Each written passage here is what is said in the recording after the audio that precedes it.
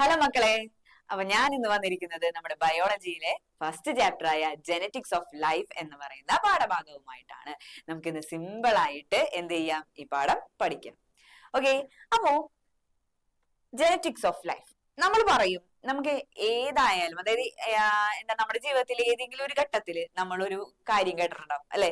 എന്താണ് നമ്മളെ കാണുമ്പോ ആരെങ്കിലും വന്ന് ചോദിക്കും, അയ്യോ അച്ഛന്റെ പോലെ തന്നെയുണ്ട് അല്ലെ, അല്ലെങ്കിൽ അമ്മരെ പോലെ തന്നെയാണ് എന്നൊക്കെ നമ്മൾ എന്ത് ചെയ്യുന്നുണ്ട്, കേട്ടിട്ടുണ്ടാവും. ഏതെങ്കിലും ഒരു പ്രാവശ്യം എവിടെയെങ്കിലും ഒക്കെ വെച്ചിട്ട് എന്ത് ചെയ്യും, നമ്മൾ അങ്ങനെ ഒരു ചോദ്യം കേട്ടിട്ടുണ്ടാവും അല്ലെ.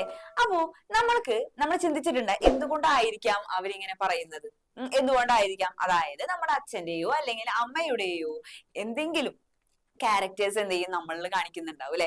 ചിലപ്പോ കണ്ണൊക്കെ ഒരേപോലെ ആയിരിക്കും, അല്ലെങ്കിൽ സ്കിൻ കളർ ഒരേപോലെ ആയിരിക്കും, അല്ലെങ്കിൽ മുടിയുടെ ടെക്സ്ചർ, അല്ലെങ്കിൽ ഹൈറ്റ്, ഇങ്ങനെ ഏതെങ്കിലും ഒരു ക്യാരക്ടേഴ്സ് എന്ത് ചെയ്യും നമുക്ക് അച്ഛനിൽ നിന്നോ അമ്മയിൽ നിന്നോ ആയിരിക്കും എന്ത് ചെയ്യുക, കിട്ടിയിട്ടുണ്ടാവുക. അപ്പൊ നിങ്ങൾ ചിന്തിച്ചിട്ടുണ്ടോ എന്തുകൊണ്ടായിരിക്കാം, എങ്ങനെയായിരിക്കാം നമുക്ക് ഈ പറഞ്ഞ ക്യാരക്ടേഴ്സ് കിട്ടിയിട്ടുണ്ടാവുക എന്ന് നിങ്ങൾ ചിന്തിച്ചിട്ടുണ്ടോ?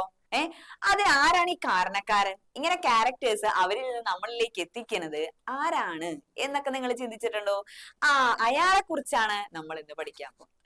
ആ ആളാണ് നമ്മുടെ ജീൻ എന്ന് പറയുന്നത്. ആരാണ്? ജീൻ. നമ്മുടെ അച്ഛന്റെയും അല്ലെങ്കിൽ അമ്മയുടെയും ക്യാരക്ടേഴ്സ് നമ്മളിൽ എക്സ്പ്രസ് ചെയ്യുന്ന, നമ്മളിൽ കാണിക്കുന്ന കാരണക്കാരനായിട്ടുള്ള ആളാണ് ആര്? ജീൻ എന്ന് പറയുന്നത്. അപ്പൊ നിങ്ങൾ ചിന്തിക്കും, എവിടെയാണ് ഈ ജീൻ ഇരിക്കുന്നത്? നമ്മുടെ ശരീരത്തില് എവിടെയാണ് ഈ ജീൻ ഇരിക്കുന്നത്, ജീൻ എവിടെയായിരിക്കും കാണപ്പെടുന്നത് എന്നൊക്കെ ഒരു ചോദ്യം നിങ്ങളുടെ മനസ്സിലുണ്ടാവും ഇല്ലേ. അപ്പോ ആ ജീൻ ഇരിക്കുന്നത് നമ്മുടെ കോശങ്ങളിലാണ്, നമ്മുടെ സെല്ലുകളിലാണ്. ജീൻ ഇരിക്കുന്നത് എവിടെയാണ്? നമ്മുടെ സെല്ലുകളിലാണ്. അതാണ് ഇവിടെ കാണിച്ചിരിക്കുന്നത്. നമ്മുടെ സെല്ലിനുള്ളിൽ ആരുണ്ട്? ന്യൂക്ലിയസ് ഉണ്ട് അല്ലെ, മർമ്മമുണ്ട്. സെല്ലിനുള്ളില് ആരുണ്ട്? ന്യൂക്ലിയസ്, മർമ്മമുണ്ട്. ആ ന്യൂക്ലിയസിന്റെ ഉള്ളിൽ ആരാണുള്ളത്? ക്രോമസോംസ് ഉണ്ട്. ന്യൂക്ലിയസിനുള്ളിൽ ആരാണുള്ളത്? ക്രോമസോമുകളാണുള്ളത്. ആ ക്രോമസോമിന്റെ ഉള്ളിൽ കാണപ്പെടുന്ന ഭാഗമാണ് അല്ലെങ്കിൽ സ്ട്രക്ചർ ആണ് DNA എന്ന് പറയുന്നത്. ആ DNA ഉള്ളിലാണ് എന്തിരിക്കുന്നത്? നമ്മുടെ ജീൻ ഇരിക്കുന്നത്. ഇപ്പൊ മനസ്സിലായ ജീൻ എവിടെയാണെന്ന്? നമ്മുടെ കോശത്തിനുള്ളിലാണ്, സെല്ലിനുള്ളിലെ ന്യൂക്ലിയസിനുള്ളിലാണ് എന്തിരിക്കുന്നത്? ജീനുകൾ കാണപ്പെടുന്നത്. ക്രോമസോമിന്റെ ഉള്ളില് ആരുണ്ട്? DNA ആണ് ക്രോമസോമിന്റെ ഉള്ളിൽ എന്ത് ചെയ്തിട്ട് ഇരിക്കുന്നത്. ആ DNA ഭാഗത്തെയാണ്, സെഗ്മെന്റിനെയാണ് നമ്മൾ എന്തെന്ന് പറയുന്നത്? ജീൻ എന്ന് പറയുന്നത്. അപ്പൊ ഈ ജീൻ വഴിയാണ് നമുക്ക് എന്ത് കിട്ടുന്നത്? അച്ഛന്റെയോ അല്ലെങ്കിൽ അമ്മയുടെയോ ക്യാരക്ടേഴ്സ് നമ്മളിൽ കാണിക്കുന്നത്, എക്സ്പ്രസ് ചെയ്യുന്നത്. ഓക്കെ, അപ്പൊ നമ്മൾ ആദ്യം പഠിച്ച ടോപ്പിക് എന്താണ്? ലൊക്കേഷൻ ഓഫ് ജീൻ എന്ന് പറയും. ജീന് എന്തിന്റെ ഉള്ളിലാണ് ഇരിക്കുന്നത് എന്ന് നിങ്ങൾക്ക് മനസ്സിലായില്ലേ? അടുത്ത കാര്യത്തിലേക്ക് പോകാം. അടുത്ത എന്താണ്? അങ്ങനെയാണെങ്കിൽ നമ്മൾ ആദ്യം പഠിക്കാൻ പോകുന്നത് നമ്മുടെ സ്ട്രക്ചർ ഓഫ് DNA കുറിച്ചിട്ടാണ്. ഈ ജീന് എവിടെയാണ്? DNA കാണപ്പെടുന്നത് എന്ന് പറഞ്ഞു അല്ലെ. അപ്പോ DNA സ്ട്രക്ചർ, അതിനൊരു പേരുണ്ട്. അതാണ് ഡബിൾ ഹെലിക്കൽ മോഡൽ എന്ന് പറയും. Double helical model. നമ്മുടെ DNA സ്ട്രക്ചറിന്റെ പേരെന്താ? Double helical model. Double helical model എന്നാണ് നമ്മുടെ DNA സ്ട്രക്ചറിന്റെ പേര്. Double helical model. ഈ സ്ട്രക്ചർ കണ്ടുപിടിച്ചത് ആര്? DNA മോഡൽ, അതായത് ഡബിൾ ഹെലിക്കൽ മോഡൽ, അതായത് ചുറ്റുഗോവണി മാതൃക എന്ന് പറയും. ഇങ്ങനെ ചുറ്റിയിരിക്കുന്നത്, ഇതാണ് ഡബിൾ ഹെലിക്കൽ മോഡൽ എന്ന് പറയുന്നത്. ഇതേപോലെ ഇതിനെയാണ് നമ്മൾ ചുറ്റുഗോവണി, മലയാളത്തിലാണെങ്കിൽ അതിനെ എന്തെന്ന് വിളിക്കും? ചുറ്റുഗോവണി മാതൃക എന്ന് പറയും. ഈ ചുറ്റുഗോവണി മാതൃക അല്ലെങ്കിൽ ഡബിൾ ഹെലിക്കൽ മോഡൽ കണ്ടുപിടിച്ചത് ആര് എന്ന് ചോദിച്ചാൽ, അത് കണ്ടുപിടിച്ചത് രണ്ടാളുകളാണ്. നമ്മുടെ ജെയിംസ് വാട്സണും ഫ്രാൻസിസ് ക്രിക്കും കൂടിയാണ്. ജെയിംസ് വാട്സണും ഫ്രാൻസിസ് ക്രിക്കും കൂടെ 1953 എന്ത് ചെയ്തിട്ടുള്ളത്? ഈ പറഞ്ഞ double helical model, DNA structure ഇങ്ങനെ ചുറ്റിയിരിക്കുന്ന ചുറ്റുഗോവണി മാതൃക അല്ലെങ്കിൽ ഡബിൾ ഹെലിക്കൽ മോഡൽ ആണ് എന്ന് കണ്ടുപിടിച്ചത്. ഓക്കെ, ഈ കണ്ടുപിടുത്തത്തിന്, അതായത് 1953 ഇവർ എന്ത് ചെയ്തത്? കണ്ടുപിടിക്കാൻ കാരണം. ഈ കണ്ടുപിടുത്തത്തിന് ബേസ് ആയിട്ട് വന്നത്, അടിസ്ഥാനമായിട്ട് വന്നത് വേറൊരു കാര്യമാണ്. ഫോട്ടോ 51. നമ്മുടെ DNA സ്ട്രക്ചർ കണ്ടുപിടിക്കാൻ കാരണമായിട്ടുള്ള അടിസ്ഥാനം ബേസ് ആയിട്ട് വന്നത് എന്താണ്? ഫോട്ടോ 51. എന്താണ് ഈ ഫോട്ടോ 51 എന്ന് ചോദിച്ചു കഴിഞ്ഞാൽ X-ray diffraction image of DNA. എന്താണ്? DNA ഉള്ളിലൂടെ എക്സ്റേ കടത്തി വിട്ട് കിട്ടുന്ന അല്ലെങ്കിൽ കിട്ടിയ ഒരു പിക്ചർ ആണ് എന്തെന്ന് പറഞ്ഞിട്ടുണ്ടെങ്കിൽ ഫോട്ടോ 51. ഇത് ശ്രദ്ധിക്കാട്ടോ, ഇതാണ് ഫോട്ടോ 51. ഈ ഫോട്ടോ 51 ആണ് എന്തിന്റെ അടിസ്ഥാനം എന്ന് പറയുന്നത്? DNA സ്ട്രക്ചർ കണ്ടുപിടിക്കാൻ അടിസ്ഥാനമായിട്ടുള്ള പടം അല്ലെങ്കിൽ പിക്ചർ അല്ലെങ്കിൽ കാര്യം എന്നൊക്കെ ചോദിച്ചാൽ നമുക്ക് എന്ത് പറയാം? അതാണ് നമ്മുടെ ഫോട്ടോ 51. ഈ ഫോട്ടോ 51 എന്താണെന്ന് മനസ്സിലായില്ലേ നിങ്ങൾക്ക്? DNA ഉള്ളിലൂടെ എക്സ്റേ കടത്തി വിട്ടപ്പോൾ കിട്ടിയ പിക്ചർ ആണ് ഏതെന്ന് പറഞ്ഞിട്ടുണ്ടെങ്കിൽ ഫോട്ടോ 51. ഈ ഫോട്ടോ 51 കണ്ടതിന് ശേഷമാണ് നമ്മുടെ ജെയിംസ് വാട്സണും ഫ്രാൻസിസ് ക്രിക്കും ഇതിനെക്കുറിച്ച് കൂടുതൽ പഠിക്കുകയും അങ്ങനെ നമ്മുടെ DNA സ്ട്രക്ചർ ഡബിൾ ഹെലിക്കൽ നമ്മൾ നേരത്തെ ഇങ്ങനെ വരച്ചില്ലേ, ചുറ്റുകോണി പോലെ വരച്ചില്ലേ, അതാണ് ഈ കാണിക്കുന്നത് കേട്ടാ. അതാണ് ഈ പിക്ചർ ഈ കാണിക്കുന്നത്, ഡബിൾ ഹെലിക്കൽ മോഡൽ കാണിച്ചിരിക്കുന്നത് കേട്ടാ.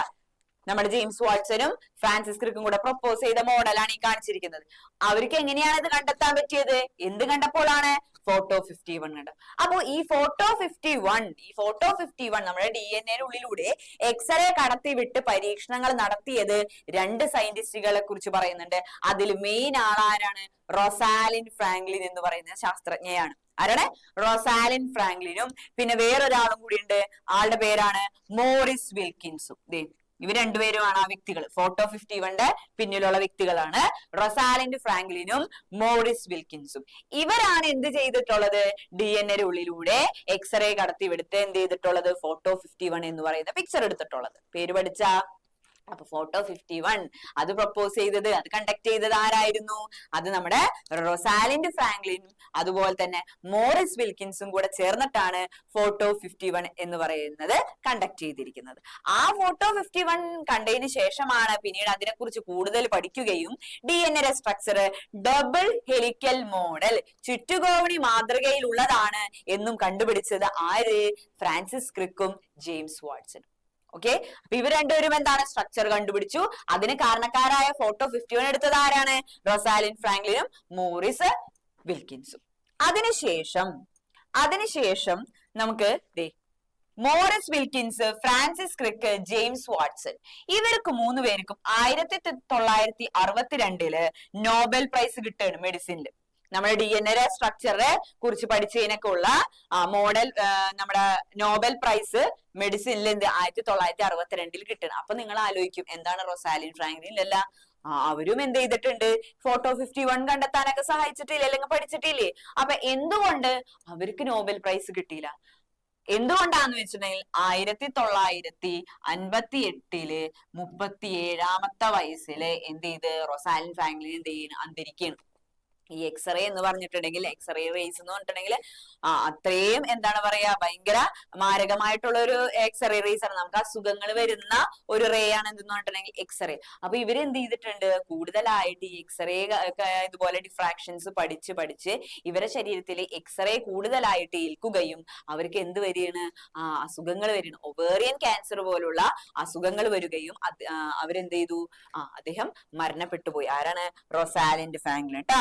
റൊസാലിൻ ഫ്രാങ്ക്ലിൻ എന്ന് പറയുന്ന ശാസ്ത്രജ്ഞ എന്ത് ചെയ്ത് 1958 37ാം വയസ്സില് മരിച്ചുപോയി, അന്തരിച്ചു. അങ്ങനെയാണ് ഈ 3 പേർക്കും പിന്നീട് 1962 നോബൽ പ്രൈസ് കിട്ടുന്നത്. DNA സ്ട്രക്ചറിനെ കുറിച്ച് പഠിച്ചതിലുള്ള നോബൽ പ്രൈസ് ഇൻ മെഡിസിൻ 1962 അവർക്ക് ലഭിക്കുന്നത്. ഓക്കെ, അടുത്തത് നമുക്ക് സ്ട്രക്ചർ ഓഫ് DNA കുറച്ചും കൂടെ എന്ത് ചെയ്യാം, നന്നായിട്ട് പഠിക്കാം. നോക്കിയേ, പിക്ചർ ഒന്ന് നോക്കിയേ മക്കളെ. Structure of DNA.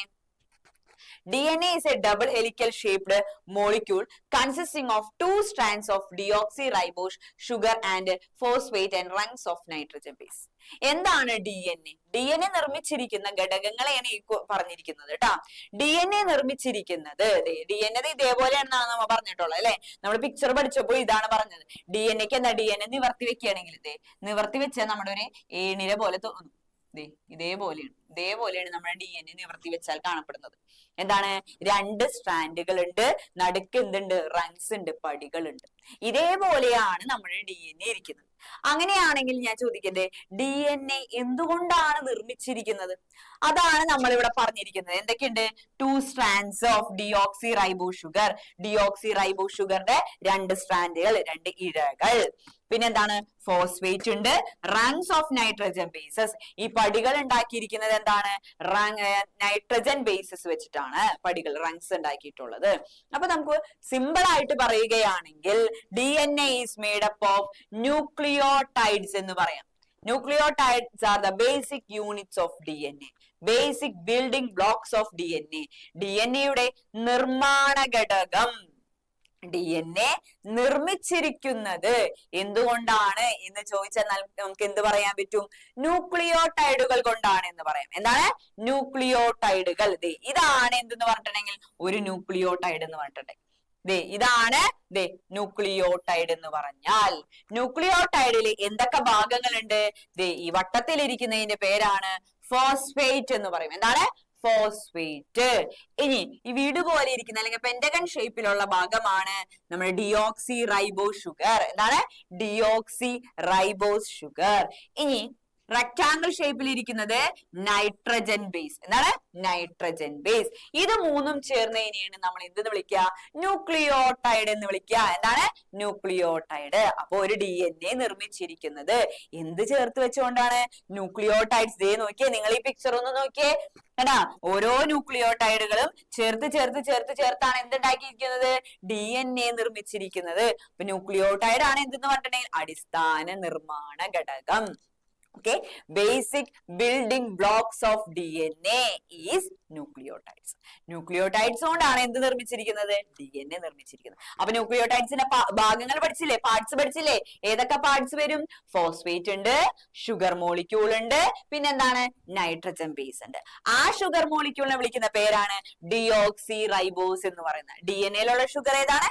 Deoxy ribose sugar. 5 carbon atom കൊണ്ടാണ് എന്ത് നിർമ്മിച്ചിരിക്കുന്നത്?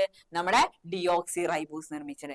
5 കാർബൺ ആറ്റംസ് കൊണ്ടാണ്, അല്ലെങ്കിൽ 5 കാർബൺ മോളിക്യൂൾസ് കൊണ്ടാണ് എന്ത് നിർമ്മിച്ചിരിക്കുന്നത്? നമ്മുടെ ഡിയോക്സി റൈബോസ് ഷുഗർ നിർമ്മിച്ചിരിക്കുന്നത്. ഓക്കെ, ഇതാണ് അപ്പൊ ന്യൂക്ലിയോടൈഡിന്റെ സ്ട്രക്ചർ. നമുക്ക് ഓരോന്നിന്റെയും നോക്കാം, ഡെഫിനിഷൻ നോക്കാം. എന്താണ്? Phosphate participate in the formation of bonds that link nucleotides together. നമ്മൾ പറഞ്ഞു ന്യൂക്ലിയോടൈഡ്സ് വെച്ചിട്ടാണ് എന്തുണ്ടാക്കിയിട്ടുള്ളത്?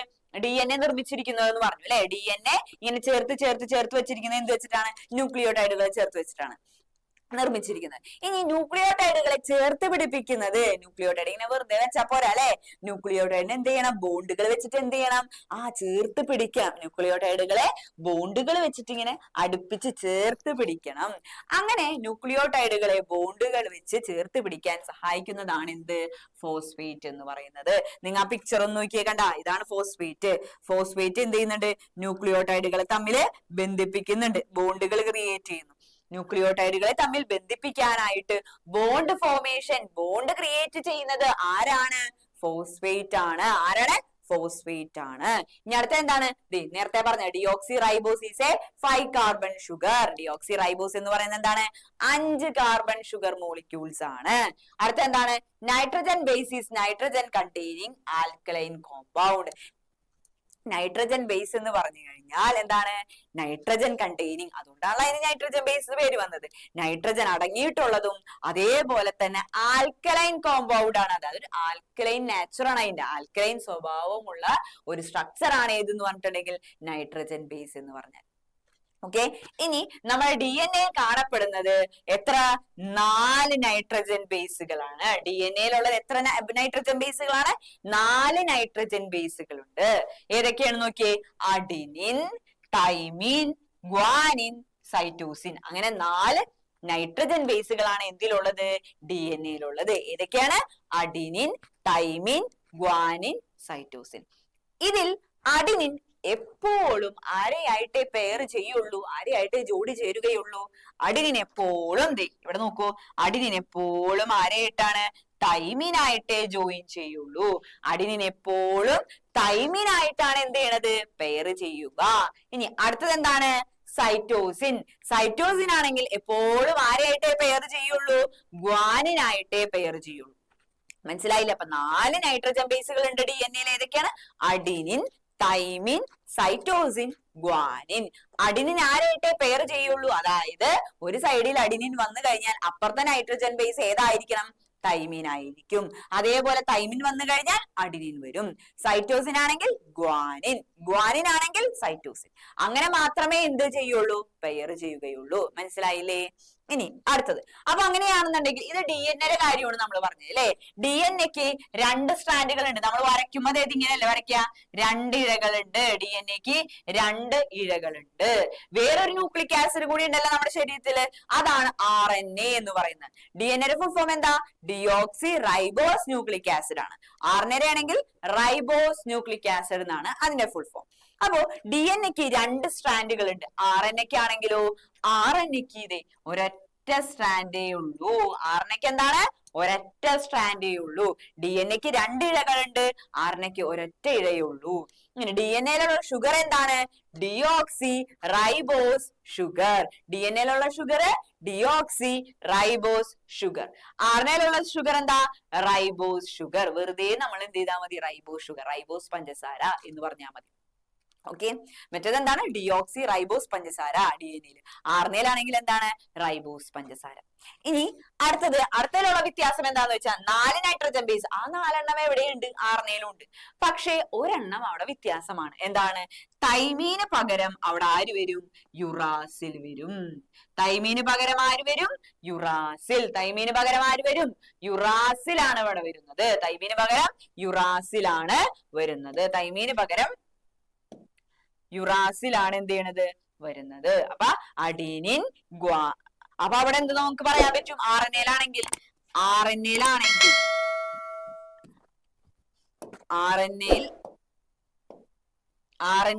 ഏതൊക്കെയായിരിക്കും? അഡിനിൻ. തൈമീൻ പറയാൻ പാടണ്ട? ഇല്ല. പകരം ആരെ പറയണം നമ്മള്? യുറാസിൽ പറയണം. പിന്നെന്താണ്? ഗ്വാനിനും സൈറ്റോസിൻ. ഓക്കെ, മനസ്സിലായില്ലേ? ഇനി അടുത്തത് നോക്കിയേ, നമ്മുടെ സൈസ് ഓഫ് DNA. DNA-യുടെ വലിപ്പത്തെ കുറിച്ചാണ് പറയുന്നത്. DNA-യുടെ വലിപ്പം എങ്ങനെയായിരിക്കും?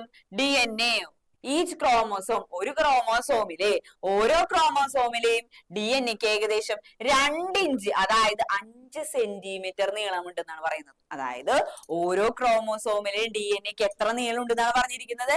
2 ഇഞ്ച് അല്ലെങ്കിൽ 5 സെന്റിമീറ്റർ ഉണ്ടാവും. അപ്പൊ അങ്ങനെയാണെങ്കിൽ ഒരു മനുഷ്യകോശത്തിൽ എത്ര ക്രോമോസോംസ് ഉണ്ട്? നമ്മൾ പറഞ്ഞിരിക്കുന്നതാണ് ഓരോ ക്രോമസോമിലെയും DNA-ക്ക് ഏകദേശം എത്ര വലിപ്പമുണ്ടെന്നാണ് പറഞ്ഞിരിക്കുന്നത്? 2 ഇഞ്ച് അല്ലെങ്കിൽ 5 സെന്റിമീറ്റർ എന്നാണ് പറഞ്ഞിരിക്കുന്നത്. അങ്ങനെയാണെങ്കിൽ ഒരു മനുഷ്യ കോശത്തില് എത്ര ക്രോമോസോം ഉണ്ട് ടോട്ടൽ? ഒരു മനുഷ്യകോശത്തിൽ ഒരു സെല്ലിൽ എത്ര ക്രോമോസോം ഉണ്ട്? 46 ക്രോമോസോമുകളാണ് ഉള്ളത്. മനുഷ്യന്മാരിലാണെങ്കിൽ 46 ക്രോമോസോമുകൾ ഉണ്ട്. ആ 46 ക്രോമോസോമുകളെയും DNA ചേർന്നാൽ എന്ത്? 6 അടി നീളം വരും. അതായത് 2 മീറ്റർ. ഒന്ന് ആലോചിച്ച് നോക്കി. ആ 46 ക്രോമോസോമുകളെയും DNA ചേർന്ന് കഴിഞ്ഞാൽ എത്ര നീളമാണ് വരുന്നത്? 6 അടി നീളം, അതായത് 2 മീറ്റർ നീളം. നമ്മുടെ സെല്ലേ കുഞ്ഞാണ് അല്ലെ? നമുക്ക് കണ്ണുകൊണ്ട് കാണാൻ പറ്റുമോ? ഇല്ല. നമ്മുടെ കോശമേ ചെറുതാണ്. ആ കോശത്തിന്റെ ഉള്ളിലാണ് എന്ത് ചെയ്യുന്നത്? ന്യൂക്ലിയസ് ഇരിക്കുന്നത്. ആ ന്യൂക്ലിയസിന്റെ ഉള്ളിലാണ് എന്ത് ചെയ്യുന്നത്? ക്രോമോസോം ഇരിക്കുന്നത്. മനസ്സിലായ? ക്രോമോസോമിലാണ് എന്ത് കാണപ്പെടുന്നത്? DNA കാണപ്പെടുന്നത്. അപ്പൊ ഇത്രയും കുഞ്ഞായിട്ടുള്ള ക്രോമോസോമിന്റെ ഉള്ളില് ഈ നീളമുള്ള ഈ 2 മീറ്റർ നീളം ഒക്കെ വരുന്ന, അല്ലെങ്കിൽ ഒരു ക്രോമോസോമിലാണെങ്കിൽ എന്തായിരിക്കും? 2 ഇഞ്ച്, അതായത് 5 സെന്റിമീറ്റർ നീളമൊക്കെ വരുന്ന ഈ പറഞ്ഞ DNA എങ്ങനെയായിരിക്കും അതിനുള്ളിൽ ഉണ്ടാവുക? എങ്ങനെയിരിക്കും അതിന്റെ ഉള്ളിൽ? അങ്ങനെ എങ്ങനെ ഇരിക്കും എന്ന് പറഞ്ഞാൽ അതിനുത്തരമാണ് ആര്? നമ്മുടെ ക്രോമോസോമുകളിലെ എന്തായിരിക്കും? ക്രോമോസോമുകളിൽ എങ്ങനെയാണ് ഇതിരിക്കുന്നത്? ക്രോമോസോമുകളിൽ അവിടെ ആരുണ്ട്? മെയിൻ ആയിട്ട് ആരാണുള്ളത്? DNA-യും ഹിസ്റ്റോൺ പ്രോട്ടീൻസും. DNA-യും ഹിസ്റ്റോൺ പ്രോട്ടീൻസും. ക്രോമോസോമിൽ അടങ്ങിയിട്ടുള്ള കമ്പോണൻസ്, ഘടകങ്ങൾ ഏതൊക്കെയാണ്? DNA-യും ഹിസ്റ്റോൺ പ്രോട്ടീൻസും. DNA ഇപ്പൊ നിങ്ങൾക്ക് മനസ്സിലായിട്ടുണ്ടാവും അല്ലെ? DNA നമ്മൾ പറഞ്ഞു. അടുത്ത ആരാണ്? Histone proteins. അപ്പൊ ക്രോമോസോമിൽ അടങ്ങിയിട്ടുള്ളത് ഏത് മാത്രമല്ല? DNA മാത്രമല്ല, അവിടെ ആരും കൂടി ഉണ്ട്? ഹിസ്റ്റോൺ പ്രോട്ടീൻസും കൂടി ഉണ്ട്. എന്താണെന്ന് നോക്കാം. 8 histone proteins join together to form a histone octamer. 8 ഹിസ്റ്റോണുകൾ ഒന്നിച്ചു ചേർന്നാണ് എന്തുണ്ടാവുന്നത്? ഒരു ഹിസ്റ്റോൺ ഒക്ടോമർ ഉണ്ടാകുന്നത്. കണ്ടാ, ഇതാണ് ഹിസ്റ്റോൺ പ്രോട്ടീൻസ് എന്ന് പറയുന്നത്. ഈ മുത്തുമണികൾ പോലെ ഇരിക്കണ മുത്തു പോലെ ഇരിക്കുന്നത് ഈ മുത്തുകള് ഹിസ്റ്റോൺ പ്രോട്ടീൻസ്. ഈ മുത്തുകള് 8 ചേർന്ന് കഴിഞ്ഞാൽ ഉണ്ടാകുന്ന സ്ട്രക്ചർ ആണ് എന്തെന്ന് പറഞ്ഞത്. ഇതില് 8 ഉണ്ട് കേട്ടാ, ഇതില് 8 ഉണ്ട്. ഉള്ളിലേക്കൊക്കെ എന്തുണ്ട്, പ്രോട്ടീൻസ് ഉണ്ട്. ഇതിനെയാണ് നമ്മൾ എന്തെന്ന് പറയണത്, ഹിസ്റ്റോൺ ഒക്ടോമർ എന്ന് പറഞ്ഞിട്ടുണ്ടെങ്കിൽ. അപ്പോ ഹിസ്റ്റോൺ പ്രോട്ടീൻസ് 8 ഹിസ്റ്റോൺ പ്രോട്ടീനുകൾ ചേർന്നാൽ അതിനെ നമ്മൾ എന്തെന്ന് വിളിക്കും, ഹിസ്റ്റോൺ ഒക്ടോമർ എന്ന് വിളിക്കും. എന്താണ്, ഹിസ്റ്റോൺ ഒക്ടോമർ. ശ്രദ്ധിക്കുക, 8 ഹിസ്റ്റോൺ പ്രോട്ടീൻസ് ചേർന്നാൽ അതിനെ എന്തെന്ന് വിളിക്കും, ഹിസ്റ്റോൺ ഒക്ടോമർ എന്നാണ് വിളിക്കുന്നത്.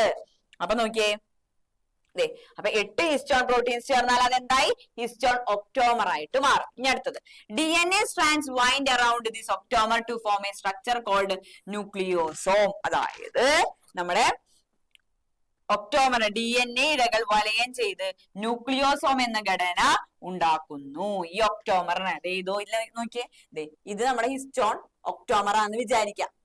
ഹിസ്റ്റോൺ ഒക്ടോമർ ഹിസ്റ്റോൺ ഒക്ടോമറില് DNA എന്ത് ചെയ്യും, ഇങ്ങനെ ചുറ്റും. DNA ഇങ്ങനെ ചുറ്റിയിരിക്കുന്ന സ്ട്രക്ചറിനെ വിളിക്കുന്ന പേരാണ് ന്യൂക്ലിയോസോം. ഇമ്പോർട്ടന്റ് ആണ് കേട്ടാ, ഇമ്പോർട്ടന്റ് ആണ് ന്യൂക്ലിയോസോം. ന്യൂക്ലിയോസോം ഇമ്പോർട്ടന്റ് ആണ്. നമ്മുടെ പിക്ചർ ഒന്ന് കാണിച്ചു തരാം. ഇതേണ്ടാ ചുറ്റിരിക്കണ, ഇതാണ് 8 ഹിസ്റ്റോൺ പ്രോട്ടീൻസ്. അതിനെ നമ്മൾ എന്തെന്ന് വിളിക്കും, ഹിസ്റ്റോൺ ഒക്ടോമർ എന്ന് വിളിക്കും. ആ ഒക്ടോമറിന് നമ്മുടെ DNA ചുറ്റിയിരിക്കണ, അതിനെയാണ് എന്തെന്ന് പറയണത്, ന്യൂക്ലിയോസോം എന്ന് പറയണത്. 8 ഹിസ്റ്റോൺ പ്രോട്ടീൻസിനെ എന്തെന്ന് പറയും, ഹിസ്റ്റോൺ ഒക്ടോമർ എന്ന് പറയും. ഈ ഹിസ്റ്റോൺ ഒക്ടോമറും ആര് ചുറ്റും, നമ്മുടെ DNA എന്ത് ചെയ്യും, വൈൻഡ് ചെയ്യും, ചുറ്റും. അതിനെയാണ് എന്തെന്ന് പറയുന്നത്, ആ സ്ട്രക്ചറിന്റെ പേര്, അങ്ങനെ ചുറ്റിയിരിക്കുന്ന സ്ട്രക്ചറിന്റെ പേരാണ് ന്യൂക്ലിയോസോം എന്ന് പറയുന്നത്. എന്താണ്, ന്യൂക്ലിയോസോം എന്ന് പറയും. ഓക്കെ, അപ്പോ ക്രോമസോമിൽ എന്തൊക്കെ ഉണ്ടെന്ന് പഠിച്ചു നമ്മള്. DNA-യും ഉണ്ട്, ഹിസ്റ്റോൺ പ്രോട്ടീൻസും ഉണ്ട്. അതിൽ 8 ഹിസ്റ്റോൺ പ്രോട്ടീൻസ് ചേർന്നാൽ അതിനെ എന്തെന്ന് വിളിക്കും, ഹിസ്റ്റോൺ ഒക്ടോമർ എന്ന് വിളിക്കും. ഈ ഹിസ്റ്റോൺ ഒക്ടോമറിന് ചുറ്റിൽ എന്ത് ചുറ്റും, നമ്മുടെ DNA ചുറ്റിയിരിക്കുന്ന സ്ട്രക്ചറിനെയാണ് എന്തെന്ന് പറയുന്നത്, ന്യൂക്ലിയോസോം എന്ന് പറയുന്നത്. എന്താണ്, ന്യൂക്ലിയോസോം എന്ന് പറയുന്നത്. ഓക്കെ, അടുത്തത് അങ്ങനെയാണെന്നുണ്ടെങ്കിൽ ഒരു ക്വസ്റ്റ്യൻ ആണ്, how does such a large DNA fits in a single chromosome? നമ്മൾ നേരത്തെ ചോദിച്ച ചോദ്യം. അങ്ങനെയാണെങ്കിൽ ഒരു കുഞ്ഞി ക്രോമോസോമിന്റെ ഉള്ളിൽ, ഒരൊറ്റ സിംഗിൾ ക്രോമോസോമിന്റെ ഉള്ളിൽ ഇത്രയും നീളമുള്ള DNA എങ്ങനെയായിരിക്കാം ഇരിക്കുന്നത്, എങ്ങനെയാണ് അതിന്റെ ഉള്ളിൽ വെച്ചിട്ടുള്ളത്? അതിന്റെ ഉത്തരമാണ്, a chromosome is formed by packing and coiling numerous nucleosomes and again recoiling their chains of nucleosome. അതായത് നിരവധി ന്യൂക്ലിയോസോമുകളെ അടുക്കി ചേർത്ത് ചുരുളുകളാക്കിയും ന്യൂക്ലിയോസോമുകളുടെ ശൃംഖലയെ വീണ്ടും ചുരുളുകളാക്കിയുമാണ് ക്രോമോസോമുകൾ ഉണ്ടാക്കുന്നത്. നമ്മൾ പറഞ്ഞു അവിടെ എന്തുണ്ടാവും, ഇത് ഹിസ്റ്റോൺ ഒക്ടോമേഴ്സ് കുറെ ഉണ്ടാവും. ഹിസ്റ്റോൺ ഒക്ടോമേഴ്സ്, ഈ മുത്തു പോലെ ഇരിക്കുന്നതൊക്കെ എന്താണ്, ഹിസ്റ്റോൺ ഒക്ടോമേഴ്സ് ആണ്. അതുമേ ആര് ചുറ്റും എന്ന് പറഞ്ഞു, നമ്മുടെ DNA എന്ത് ചെയ്യും, ചുറ്റും. ആദ്യത്തെ ഈ ചുറ്റലാണ്, DNA എന്ത് ചെയ്യും, ഇങ്ങനെ ചുറ്റിയാണ് എന്ത് ചെയ്യണത്, കടന്നു പോകുന്നത്. ഈ ചെയിൻസ് എന്ത് ചെയ്യും, ഒന്നും കൂടെ എന്ത് ചെയ്യും, മടങ്ങും, ഒന്നും കൂടെ എന്ത് ചെയ്യും, റീകോയിൽ ചെയ്യും, ഒന്നും കൂടെ എന്ത് ചെയ്യുന്നുണ്ട്, ചുറ്റുന്നുണ്ട്. അങ്ങനെ ചുറ്റിയാണ് എന്തിരിക്കുന്നത്, നമ്മുടെ ക്രോമോസോമിന്റെ ഉള്ളില് DNA ഇരിക്കുന്നത്. ഇതൊക്കെ ഇതാണ് ക്രോമോസോം എന്ന് പറഞ്ഞ. ക്രോമോസോം അഴിച്ചെടുത്താലോ ഒന്ന് നോക്കിയേ, ഇതിന്റെ ഉള്ളില് DNA കണ്ടാ. ഈ പറഞ്ഞ പ്രോട്ടീൻ ഹിസ്റ്റോൺ ഒക്ടോമറും എന്ത് ചെയ്യുന്നുണ്ട്, DNA എന്ത് ചെയ്യും, ചുറ്റും. DNA ചുറ്റി അതിന്റെ ചെയിൻസ് എന്ത് ചെയ്യും, പിന്നെ റീകോയിൽ ചെയ്യും. അങ്ങനെ കോയിൽ ചെയ്ത് ചുറ്റിയാണ് എന്തുണ്ടാക്കിയിട്ടുള്ളത്, ക്രോമോസോം നിർമ്മിച്ചിരിക്കുന്നത്. പിക്ചർ ഇമ്പോർട്ടന്റ് ആണ് കേട്ടാ. ക്രോമോസോം നിർമ്മിച്ചിരിക്കുന്നത് DNA, ഹിസ്റ്റോൺ പ്രോട്ടീനും എന്ത് ചെയ്യുന്നുണ്ട്, ചുറ്റി. അതിന് ന്യൂക്ലിയോസോം എന്ന് പറയും. ആ ന്യൂക്ലിയോസോമിന്റെ ചെയിൻ എന്ത് ചെയ്യും, പിന്നെയും എന്ത് ചെയ്യുന്നുണ്ട്, റീകോയിൽ ചെയ്യുന്നുണ്ട്. അങ്ങനെ ചുരുട്ടിയാണ് എന്തുണ്ടാക്കിയിട്ടുള്ളത്, നമ്മുടെ ക്രോമോസോമിന്റെ ഉള്ളിൽ DNA എന്ത് ചെയ്തിട്ടുള്ളത്, പ്ലേസ് ചെയ്തിട്ടുള്ളത്. ഓക്കെ, അപ്പൊ അതാണ് ആ ഉത്തരം പഠിച്ചിരിക്കുന്നു വിചാരിക്കണേ. ഇനി അടുത്ത നോക്കിയാടാ, അടുത്തത് നമ്മുടെ ക്രോമോസോമിന്റെ സ്ട്രക്ചർ ആണ്. ക്രോമോസോമിന്റെ ഈ 2 കാല് പോലെ ഇരിക്കുന്ന ഭാഗങ്ങളില്ലേ, അതിനെ വിളിക്കുന്ന പേരാണ് ക്രോമാറ്റിഡ്സ് എന്ന് പറയും. ക്രോമോസോമിന്റെ പാർട്സിനെ എന്താ വിളിക്കുക, ക്രോമാറ്റിഡ്സ് എന്നാണ് പറയുന്നത്. ആ കാല് പോലെ ഇരിക്കുന്ന ഭാഗങ്ങൾ അതിനെയാണ് chromatids. Chromatids are the parts of chromosome which are connected by means of centromere. ഒരു ക്രോമസോമിനെ സെൻട്രോമിയർ വഴി ബന്ധിപ്പിച്ചിരിക്കുന്ന ഭാഗങ്ങളാണ് ക്രൊമാറ്റിഡുകൾ എന്ന് പറയും. ഇപ്പൊ ക്രോമോസോമിന്റെ പാർട്സ് ആണ്. ലെഗ് പോലെ കാല് പോലെ ഇരിക്കുന്ന ഭാഗങ്ങൾ എന്തെന്ന് പറയും? ക്രൊമാറ്റിഡ്സ് എന്നാണ് പറയുന്നത്. എന്താണ്? ക്രൊമാറ്റിഡ്സ്. ആ ക്രൊമാറ്റിഡ്സ് ജോയിൻ ചെയ്തിരിക്കുന്നത് ഭാഗം നോക്കിയേ, ദേ ഇതാണ് ആ ജോയിൻ ചെയ്തിരിക്കുന്ന ഭാഗം. അതിനെ വിളിക്കുന്ന പേരാണ് സെൻട്രോമിയർ. എന്താണ്? സെൻട്രോമിയർ എന്ന് പറയും. അപ്പോ ക്രോമോസോമിന്റെ പാർട്സ് ഏതാണ്? ക്രൊമാറ്റിഡ്സ് ആണ്. ക്രൊമാറ്റിഡ്സിനെ ജോയിൻ ചെയ്തിരിക്കുന്ന, കണക്ട് ചെയ്തിരിക്കുന്ന ഭാഗമാണ് എന്ത്? സെൻട്രോമിയർ എന്ന് പറയുന്നത്. എന്താണ്? സെൻട്രോമിയർ എന്ന് പറയും. ഓക്കെ, അടുത്ത നോക്കിയേ. അടുത്തതാണ് നമ്മൾ പറഞ്ഞു ക്രോമോസോമുകളെ കുറിച്ച് പറഞ്ഞു അല്ലെ. ഇനി മനുഷ്യന്റെ ഒരു കോശത്തിൽ അല്ലെങ്കിൽ മനുഷ്യന്റെ ശരീരത്തിൽ ടോട്ടൽ ക്രോമോസോമുകൾ എത്രയാന്ന് ചോദിച്ചാൽ നമുക്ക് എന്ത് പറയാം? 46. 46 അല്ലെങ്കിൽ ജോഡിയായിട്ട് പറയുകയാണെന്നുണ്ടെങ്കിൽ എങ്ങനെയായിരിക്കും? 23 പെയർസ്, 23 ജോഡിയാണ്. അപ്പൊ മനുഷ്യരിലെ ക്രോമോസോമിന്റെ എണ്ണം ചോദിച്ചു കഴിഞ്ഞാൽ നമുക്ക് എന്ത് പറയാൻ പറ്റും? 46 ക്രോമോസോം അല്ലെങ്കിൽ 23 ജോഡി ക്രോമോസോമുകൾ എന്ന് പറയാം. ഓക്കെ, അതാണ് ടോട്ടൽ ക്രോമോസോംസ് എന്ന് പറയുന്നത്. ഈ ക്രോമോസോമുകളെ രണ്ടായിട്ട് തിരിക്കുന്നുണ്ട്. ഒന്നെന്താണ്? സൊമാറ്റിക് ക്രോമോസോംസ് എന്ന് പറയും. എന്താണ്? സൊമാറ്റിക്, സ്വരൂപ ക്രോമോസോമുകൾ. സൊമാറ്റിക് ക്രോമോസോമുകൾ, സ്വരൂപ ക്രോമോസോമുകൾ. അടുത്തതിന് എന്തെന്ന് പറയും? സെക്സ് ക്രോമോസോംസ്, ലിംഗ നിർണയ ക്രോമോസോമുകൾ. അപ്പൊ രണ്ട് ടൈപ്പ് ഉണ്ട്. 46 എണ്ണത്തില് രണ്ടാക്കി തിരിച്ചിട്ടുണ്ട്. ഒന്നെന്താണ്? സ്വരൂപ ക്രോമോസോമുകൾ, സൊമാറ്റിക്കും. അടുത്ത എന്താണ്? ലിംഗനിർണയം, സെക്സ് ഡിറ്റർമിനേഷൻ അല്ലെങ്കിൽ സെക്സ് ക്രോമോസോം എന്ന് പറയും. ഓക്കെ, ഇനി എന്താണ് സൊമാറ്റിക്? സൊമാറ്റിക് എത്ര ജോഡി ഉണ്ട് അല്ലെങ്കിൽ എത്ര എണ്ണമാണ് സൊമാറ്റിക് ക്രോമോസോം എന്ന് പറയുന്നത്? 46 പറയുകയാണെങ്കിൽ ടോട്ടൽ 46 അല്ലേ? ആ 46-ല് 44 എണ്ണം എന്താണ്? സൊമാറ്റിക് ആണ്. അതായത് 23 പെയറിൽ 23 ജോഡിയിൽ 22 ജോഡിയും എന്താണ്? സൊമാറ്റിക് ആണ്, സ്വരൂപമാണ്. 22 ജോഡി ഏതാണ്? സ്വരൂപമാണ്, സ്വരൂപ ക്രോമോസോമുകളാണ്. ഇനി സെക്സ് ക്രോമോസോമിൽ എന്തായിരിക്കും? 46-ല് 44 എണ്ണം എന്താണ്? സ്വരൂപമാണ്, സൊമാറ്റിക് ആണ്. അപ്പൊ ബാക്കി 2 എണ്ണം എന്താണ്? സെക്സ് ക്രോമോസോം ആണ്, ലിംഗനിർണയ ക്രോമോസോമുകളാണ്. അതായത് ഒരു ജോഡി. ജോഡി പറയുന്നത് എങ്ങനെ പറയും നമ്മള്? ഒരു ജോഡി അല്ലെ?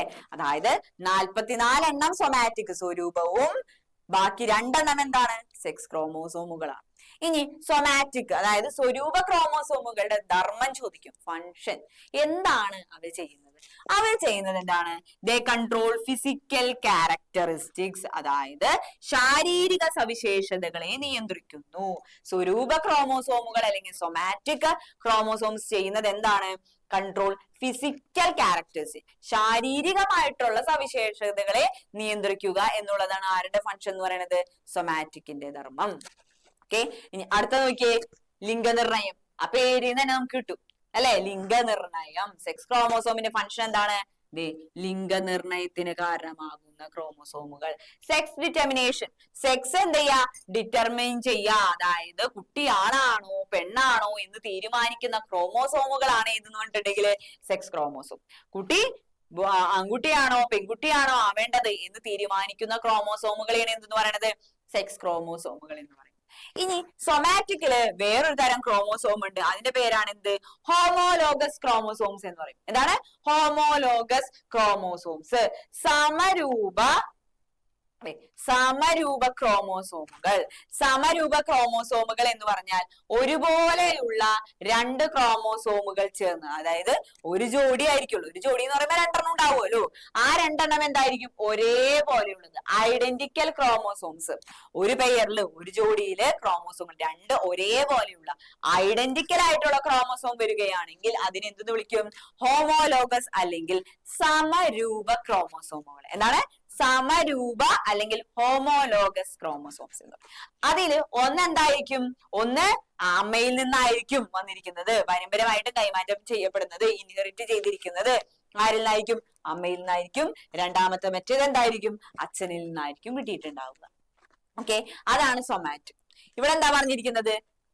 2 എണ്ണം ഉണ്ട്, അതായത് ഒരു ജോഡി ഉണ്ടെന്ന് പറഞ്ഞു. സെക്സ് ഡിറ്റർമിനേഷൻ, ലിംഗനിർണയമാണ് അതിന്റെ ധർമ്മം എന്ന് പറഞ്ഞു. അടുത്തത് എന്താണ്? Y chromosome is comparatively smaller than X chromosomes. അതായത് X ക്രോമോസോമിനേക്കാളും ചെറുത് ആരാണ്? Y ക്രോമോസോമാണ്. X വലിയ ക്രോമോസോമും Y എന്താണ്? അതിനേക്കാളും ചെറിയ ക്രോമോസോമുമാണ്. ഇനി The SRY gene on the Y chromosome is responsible for the development of testis in the embryo. നമ്മുടെ Y ക്രോമോസോമിൽ ഒരു ജീൻ ഉണ്ട്, അതിന്റെ പേരാണ് SRY ജീൻ എന്ന് പറയും. എന്ത് ജീനാണ്? SRY gene. Y ക്രോമോസോമില് കാണപ്പെടുന്ന ഒരു ജീനാണ് SRY ജീൻ എന്ന് പറയുന്നത്. ആ ജീന്റെ ധർമ്മം, ഫങ്ഷൻ ചോദിച്ചാല് ഭ്രൂണത്തിൽ വൃഷ്ണങ്ങളുടെ വികാസത്തിന് കാരണമാകുക. അതായത് നമ്മൾ എംബ്രിയോ ആയിട്ട് ഇരിക്കുമ്പോൾ, അമര വയറ്റിൽ എംബ്രിയോ ആയിട്ടൊക്കെ ഇരിക്കുമ്പോൾ ആ എംബ്രിയോയുടെ ടെസ്റ്റിസ് ആൺകുട്ടിയാണെങ്കിൽ എന്ത് ചെയ്യണം? ടെസ്റ്റിസ് ഡെവലപ്പ് ചെയ്യാൻ സഹായിക്കുന്ന ഒരു ജീനാണ് ഇതെന്ന് പറഞ്ഞിട്ടുണ്ടെങ്കിൽ SRY ജീൻ. അത് ഏതിൽ മാത്രമേ കാണുള്ളൂ? Y ക്രോമോസോമിൽ മാത്രം കാണുകയുള്ളൂ. അപ്പൊ മനസ്സിലായില്ലേ?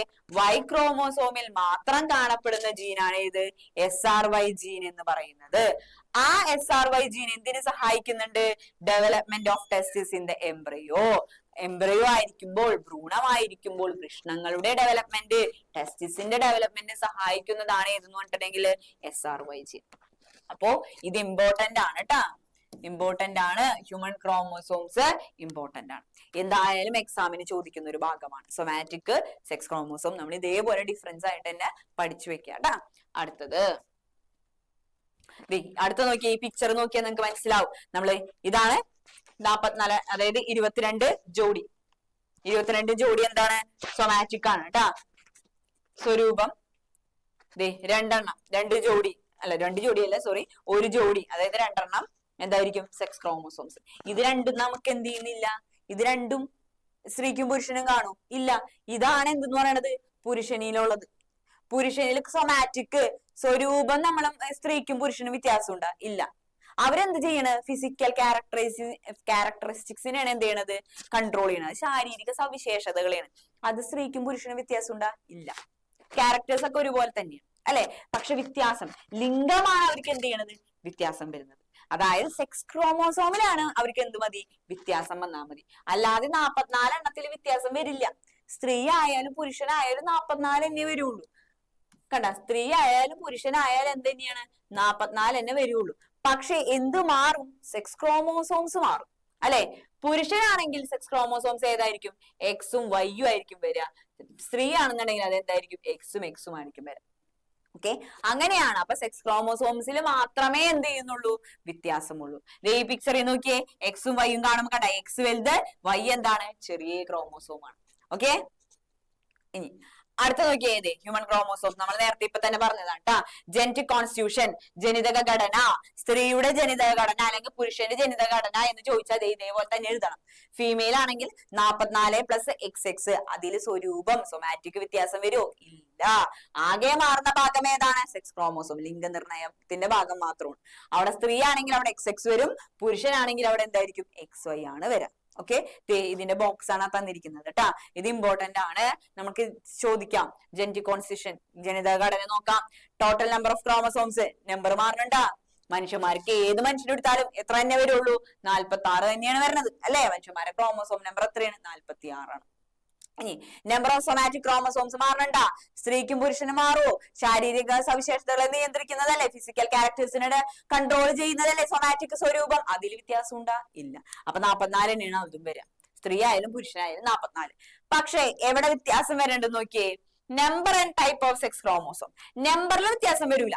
നമ്പറിലും തന്നെ 2 തന്നെയാണ് സെക്സ് ക്രോമോസോംസ്. ലിംഗനിർണയിക്കുന്ന ക്രോമോസോമുകൾ പുരുഷനായാലും സ്ത്രീക്കായാലും അത് 2 എണ്ണം തന്നെയുള്ളൂ.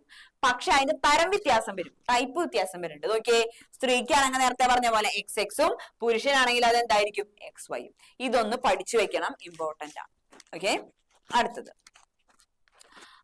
നമ്മൾ ഇത്രയും നേരം പറഞ്ഞേ. അങ്ങനെയാണെങ്കിൽ എന്താണ് ഈ ജീൻ എന്ന് പറയുന്നത്? ഇത്രയും നേരം നമ്മൾ പറഞ്ഞ ജീന് ക്രോമോസോമിന്റെ ഉള്ളിലുണ്ട് എന്നൊക്കെ പറഞ്ഞു, DNA ഉള്ളിലുണ്ട് എന്നൊക്കെ പറഞ്ഞു അല്ലെ? ജീൻ എന്ന് പറഞ്ഞാൽ ഡെഫിനിഷൻ ചോദിച്ചാൽ നമ്മൾ എന്ത് പറയും? A specific sequence of nucleotides in DNA scene in chromosomes. അതായത് DNA-യിലെ നിശ്ചിത ന്യൂക്ലിയോടൈഡുകളുടെ ശ്രേണിയാണ് ജീൻ എന്ന് പറഞ്ഞു. നമ്മൾ പറഞ്ഞു കുറെ ന്യൂക്ലിയോടൈഡ്സിന്, അതെ ഇതേപോലെ ന്യൂക്ലിയോടൈഡുകളെ ചേർത്ത് വെച്ചിരിക്കുന്നതാണ് എന്തെന്ന് പറഞ്ഞിട്ടുണ്ടെങ്കിൽ നമ്മുടെ ന്യൂക്ലിയോടൈഡുകളെ ചേർത്ത് വെച്ചാലാണ് എന്ത്? DNA ഉണ്ടായിരിക്കുന്നത് എന്ന് പറഞ്ഞു. ആ DNA-യിലെ ഈ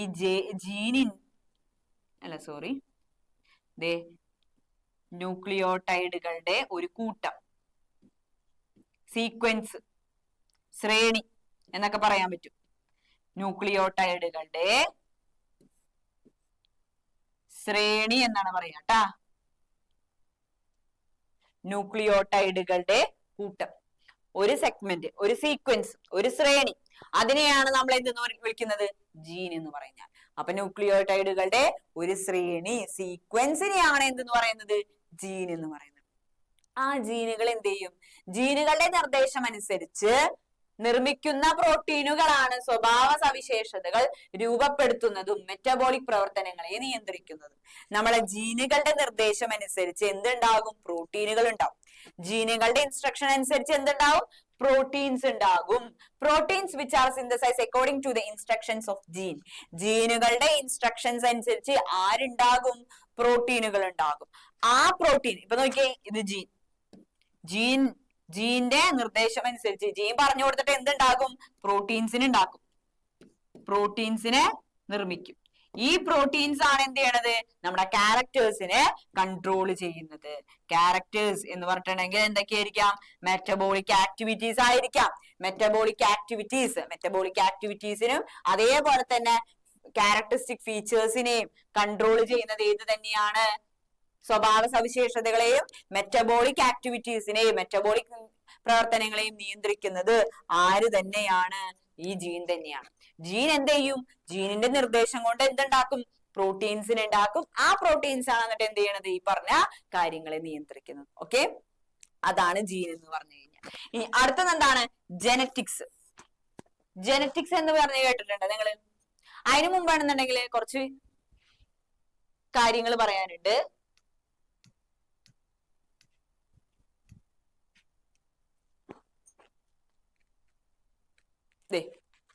ഇവിടെ നോക്കിയേ, ജനറ്റിക്സ് പറയണേക്കാൾ മുമ്പ് നമുക്ക് രണ്ട് ടേംസ് പഠിക്കാനുണ്ട്.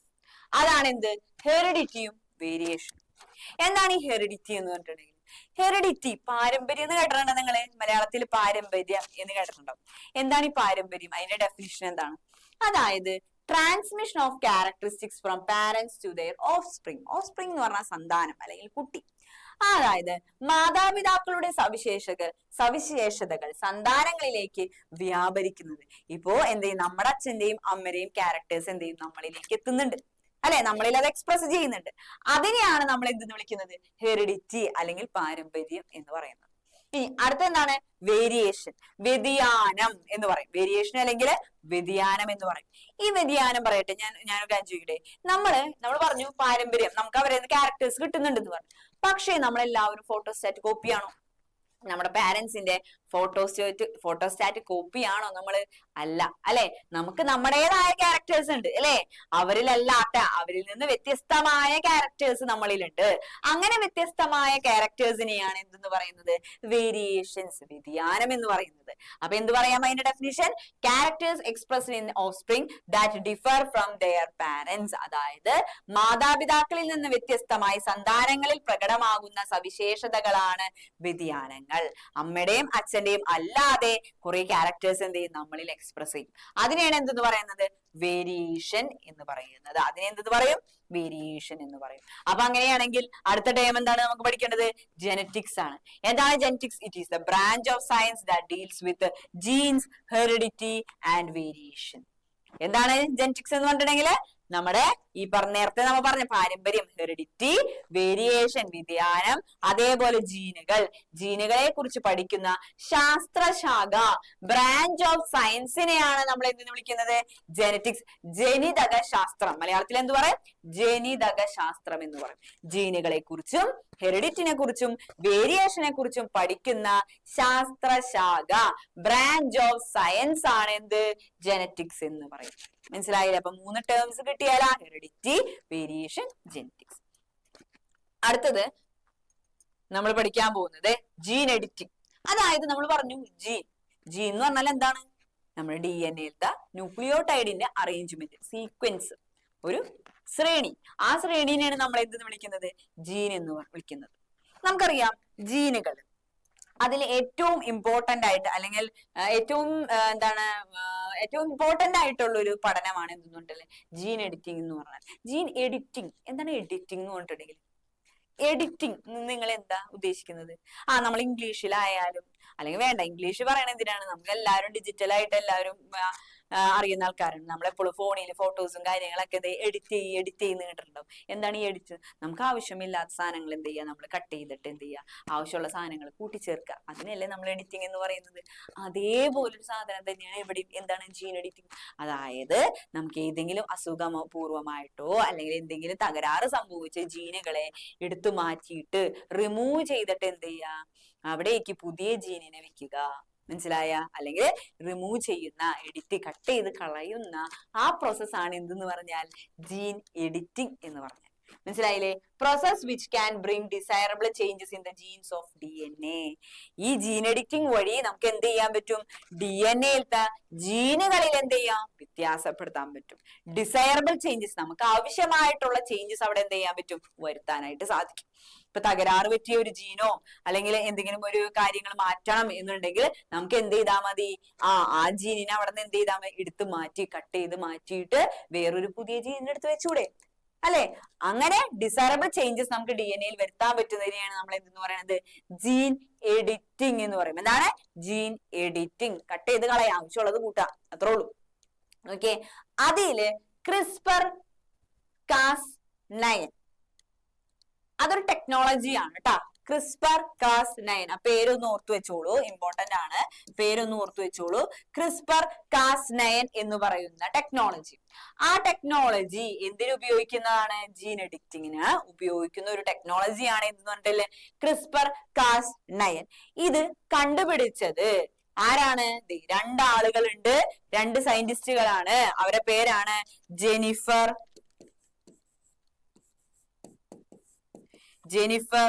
എ ഡോഡ്ന.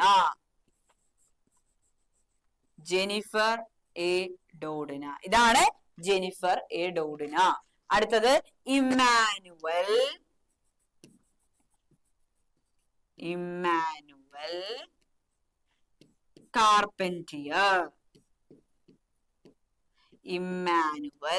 കാർപെന്റിയർ. ഇവർ രണ്ടുപേരും കൂടെ ചേർന്നിട്ടാണ് ഈ CRISPR-Cas9 എന്ന് പറയുന്ന ടെക്നോളജി വികസിപ്പിച്ചത്. ഓക്കെ. അപ്പോ എന്തിന് ഹെൽപ്ഫുൾ ആണത്?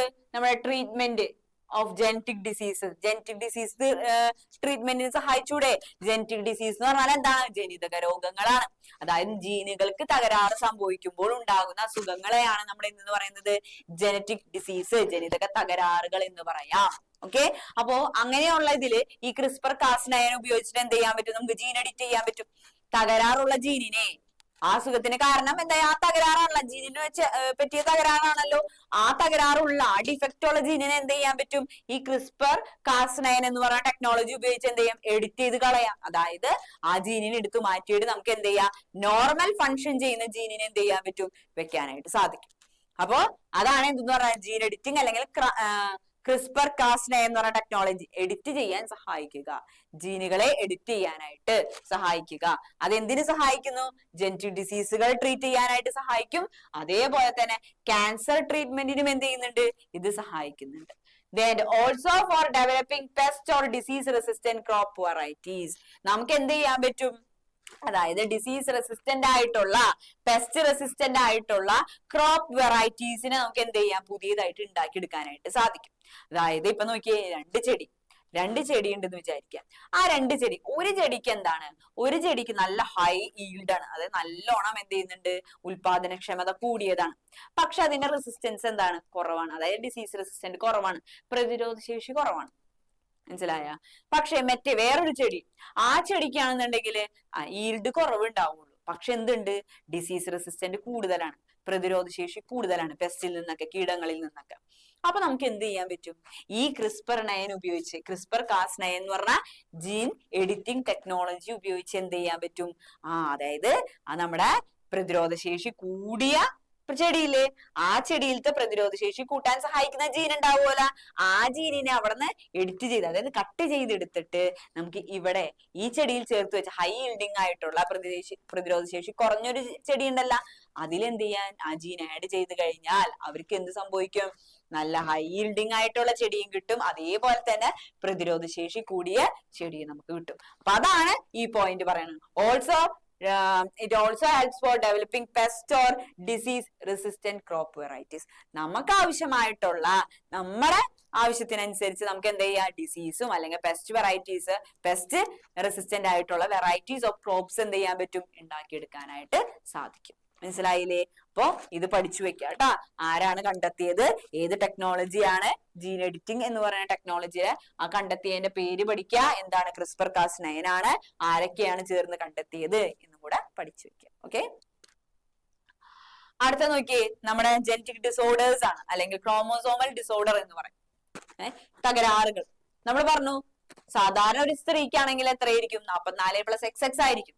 പുരുഷനാണെങ്കിൽ എന്തായിരിക്കും, 44+XY ആണ്. പക്ഷേ ചില ആളുകൾക്ക് എന്ത് ചെയ്യുന്നുണ്ട്, ഈ ക്രോമോസോമുകളിൽ തകരാറുകൾ സംഭവിക്കുന്നുണ്ട്. നോക്കിയേ, ആ അസുഖങ്ങൾ നോക്കാം. നമുക്ക് നോക്കാം. ആദ്യം ഫീമെയിൽസിന് വരുന്നതാണ് കേട്ടാ. ഫീമെയിൽസിന് മാത്രം വരുന്ന ഡിസീസ് ആണ് 44X0 എന്ന് പറയും. ഫീമെയിൽസ് വിത്ത് ഓൺലി 1X ക്രോമോസോംസ്, അതായത് ഒരു X ക്രോമോസോം മാത്രമുള്ള സ്ത്രീകൾ, അതിനെ നമ്മൾ വിളിക്കുന്ന പേരാണ് ടണ്ണർ ഡിസീസ് എന്ന് പറയും. ടണ്ണർ, സ്ത്രീകളിൽ മാത്രമേ ഉണ്ടാവുന്നുള്ളൂ കേട്ടാ. ടണ്ണർ ഡിസീസ് എന്ന് പറയും. 44+X0, അതായത് ഒരു X ഉണ്ടാവില്ല. സാധാരണ എന്താണ് കേസ്, 44+XX അല്ലേ വരേണ്ടത്. പക്ഷേ ഇവിടെ എന്താണ്, ഒരു X എന്തായിരിക്കും, ആബ്സെന്റ് ആയിരിക്കും. അങ്ങനെയുള്ളതിനാണ് എന്തെന്ന് പറയണത്, ടണ്ണർ സിൻഡ്രോം, ടണ്ണർ ഡിസീസ് എന്ന് പറയും. ഇനി അടുത്ത നോക്കിയേ, സ്ത്രീകളിൽ തന്നെ 44+XX, അതായത് 3X വരും. 2X വരുന്ന സ്ഥാനത്ത് ഒരെണ്ണം എക്സ്ട്രാ എന്ത് ചെയ്യും, ആഡ് ചെയ്ത് വരും. അതിനെ വിളിക്കുന്ന പേരാണ് XXX സിൻഡ്രോം. എന്താണ്, XXX സിൻഡ്രോം എന്ന് പറയും. അടുത്തത് നോക്കിയേ, അടുത്തത് മെയിൽസിൽ വരുന്നതാണ് കേട്ടാ. അടുത്തത് മെയിൽസില്, പുരുഷന്മാർക്ക് വരുന്ന ഡിസീസാണ് 44+XXY. ഇവിടെ എന്താണ് വന്നിരിക്കുന്നത്, ഇവിടെ ഇതൊന്ന് നോക്കിയേ, എന്താണ് അവിടെ പറഞ്ഞിരിക്കുന്നത്. അതായത് സാധാരണ പുരുഷന്മാർക്ക് എത്രയാണ്, നോർമൽ ഒരു പുരുഷന് 44+XY ആണ് വേണ്ടത്. പക്ഷെ ഇവിടെ എന്ത് സംഭവിച്ചു, ഒരു X കൂടുതലായിട്ട് വന്നു. മനസ്സിലായ, ഒരു X കൂടുതലായിട്ട് വന്നിരിക്കുന്നു. അതിന് വിളിക്കുന്ന പേരാണ് ക്ലൈൻഫെൽട്ടർ സിൻഡ്രോം എന്ന് വിളിക്കും. എന്താണ്, ക്ലൈൻഫെൽട്ടർ സിൻഡ്രോം. അടുത്തത് പുരുഷന്മാരിൽ തന്നെ 44+XYY. അവിടെ എന്താ സംഭവിച്ചിരിക്കുന്നത്, ഒരു Y എക്സ്ട്രാ വന്നു. അതിനെ വിളിക്കുന്ന ഡിസീസ്, ആ ഡിസീസിന്റെ പേര് തന്നെയാണ് XYY സിൻഡ്രോം തന്നെയാണ്. എന്താണ്, XYY സിൻഡ്രോം എന്ന് തന്നെയാണ്. ഇതാണ് അപ്പൊ നമ്മൾ ക്രോമോസോമൽ ഡിസോർഡേഴ്സ്, തകരാറുകൾ എന്ന് പറഞ്ഞു കഴിഞ്ഞാൽ പഠിക്കേണ്ട പേരുകളും ജനറ്റിക് കോൺസ്റ്റിറ്റ്യൂഷനും മാത്രം പഠിച്ചാൽ മതിയാവും. ഓക്കെ, അടുത്തതാണ് നമ്മൾ നേരത്തെ പറഞ്ഞ പ്രോട്ടീൻ സിന്തസിസ്. അതായത് ജീനുകളുടെ നിർദ്ദേശം അനുസരിച്ച് എന്തുണ്ടാക്കുമെന്ന് പറഞ്ഞു, നമ്മള് പ്രോട്ടീൻ ഉണ്ടാക്കും എന്ന് പറഞ്ഞു അല്ലെ. പ്രോട്ടീൻ നിർമ്മിക്കും. ആ പ്രോട്ടീൻ ആണ് എന്ത് ചെയ്യുന്നത്, എന്നിട്ട് ക്യാരക്ടേഴ്സിനെ കൺട്രോൾ ചെയ്യുന്നത് പറഞ്ഞു. അപ്പോ പ്രോട്ടീൻ സിന്തസിസിനെ കുറിച്ചാണ് നമ്മൾ പഠിക്കാൻ പോകുന്നത്. നോക്കിയേ, ഇത് നമ്മുടെ സെല്ലാണെന്ന് വിചാരിക്കാം. ഇത് നമ്മുടെ സെല്ല്. ആ സെല്ലിന്റെ ഉള്ളിൽ എന്തിരിക്കുന്നുണ്ട്, ന്യൂക്ലിയസ്. സെല്ലിന്റെ ഉള്ളിൽ ആരുണ്ട്, ന്യൂക്ലിയസ് ഉണ്ട്. സെല്ലിന്റെ ഉള്ളിൽ ആരുണ്ട്, ന്യൂക്ലിയസ് ഉണ്ട്. ആ ന്യൂക്ലിയസിന്റെ ഉള്ളിൽ ആരുണ്ട്, DNA ഇരിക്കണം. നമ്മുടെ DNA, ന്യൂക്ലിയസിന്റെ ഉള്ളിൽ ആരാണ്, DNA. DNAയുടെ സെഗ്മെന്റ്, DNAയുടെ സെഗ്മെന്റ്, DNA സെഗ്മെന്റിനെയാണ് നമ്മൾ എന്തെന്ന് വിളിക്കുന്നത്, ജീൻ എന്ന് വിളിക്കുന്നത്. നേരത്തെ പറഞ്ഞു അല്ലെ, നമ്മള് DNA ന്യൂക്ലിയോടൈഡ് സീക്വൻസ്, ന്യൂക്ലിയോടൈഡുകളുടെ ശ്രേണിയെയാണ് എന്തെന്ന് പറയുന്നത്, ജീൻ എന്ന് പറയുന്നത്. ഓക്കെ, അപ്പൊ നോക്കിയേ, പ്രോട്ടീൻ ഉണ്ടാക്കുന്ന നിർദ്ദേശം ആരുടെ നിർദ്ദേശം അനുസരിച്ചാണ് പ്രോട്ടീൻ ഉണ്ടാക്കണം എന്ന് പറഞ്ഞു, നമ്മുടെ ജീനുകളുടെ എന്ന് പറഞ്ഞു. അപ്പൊ നോക്കിയേ, പ്രോട്ടീൻ ഉണ്ടാക്കാനുള്ള നിർദ്ദേശം ആരുടെ കയ്യിലാണ് ഇപ്പൊ ഇരിക്കുന്നത്, ജീനിന്റെ കയ്യിലല്ലേ ഇരിക്കുന്നത് അല്ലെ. ജീനിന്റെ കയ്യിലാണ് എങ്ങനെ പ്രോട്ടീൻ ഉണ്ടാക്കണം എന്ന് പറയുന്ന മെസ്സേജ്, ഇൻസ്ട്രക്ഷൻ, റെസിപ്പി ഇരിക്കുന്നത് അല്ലെ. നമ്മൾ കറിയൊക്കെ ഉണ്ടാക്കണ റെസിപ്പി എന്ന് പറയും അല്ലെ. അപ്പൊ അതേപോലെ പ്രോട്ടീൻ ഉണ്ടാക്കണ റെസിപ്പി, എങ്ങനെ പ്രോട്ടീൻ ഉണ്ടാക്കണം എന്ന് പറയുന്ന നിർദ്ദേശം ഇരിക്കുന്നത് ജീനിന്റെ കയ്യിലാണ്. പക്ഷേ പ്രോട്ടീൻ നിർമ്മാണം നടക്കുന്നത് അതിന്റെ ഉള്ളിലല്ല, ന്യൂക്ലിയസിന്റെ ഉള്ളിലല്ല, അത് വേറൊരു സ്ഥലത്തിന്റെ ഉള്ളിലാണ്. അതിന്റെ പേരാണ് നമ്മുടെ റൈബോസോം എന്ന് പറയും. ഇതാണ് റൈബോസോം. സൈറ്റോപ്ലാസ്റ്റിൽ കാണപ്പെടുന്ന ഒരു സെൽ ഓർഗനലാണ് എന്തെന്ന് പറഞ്ഞിട്ടുണ്ടെങ്കിൽ റൈബോസോം എന്ന് പറയുന്നത്. Ribosome.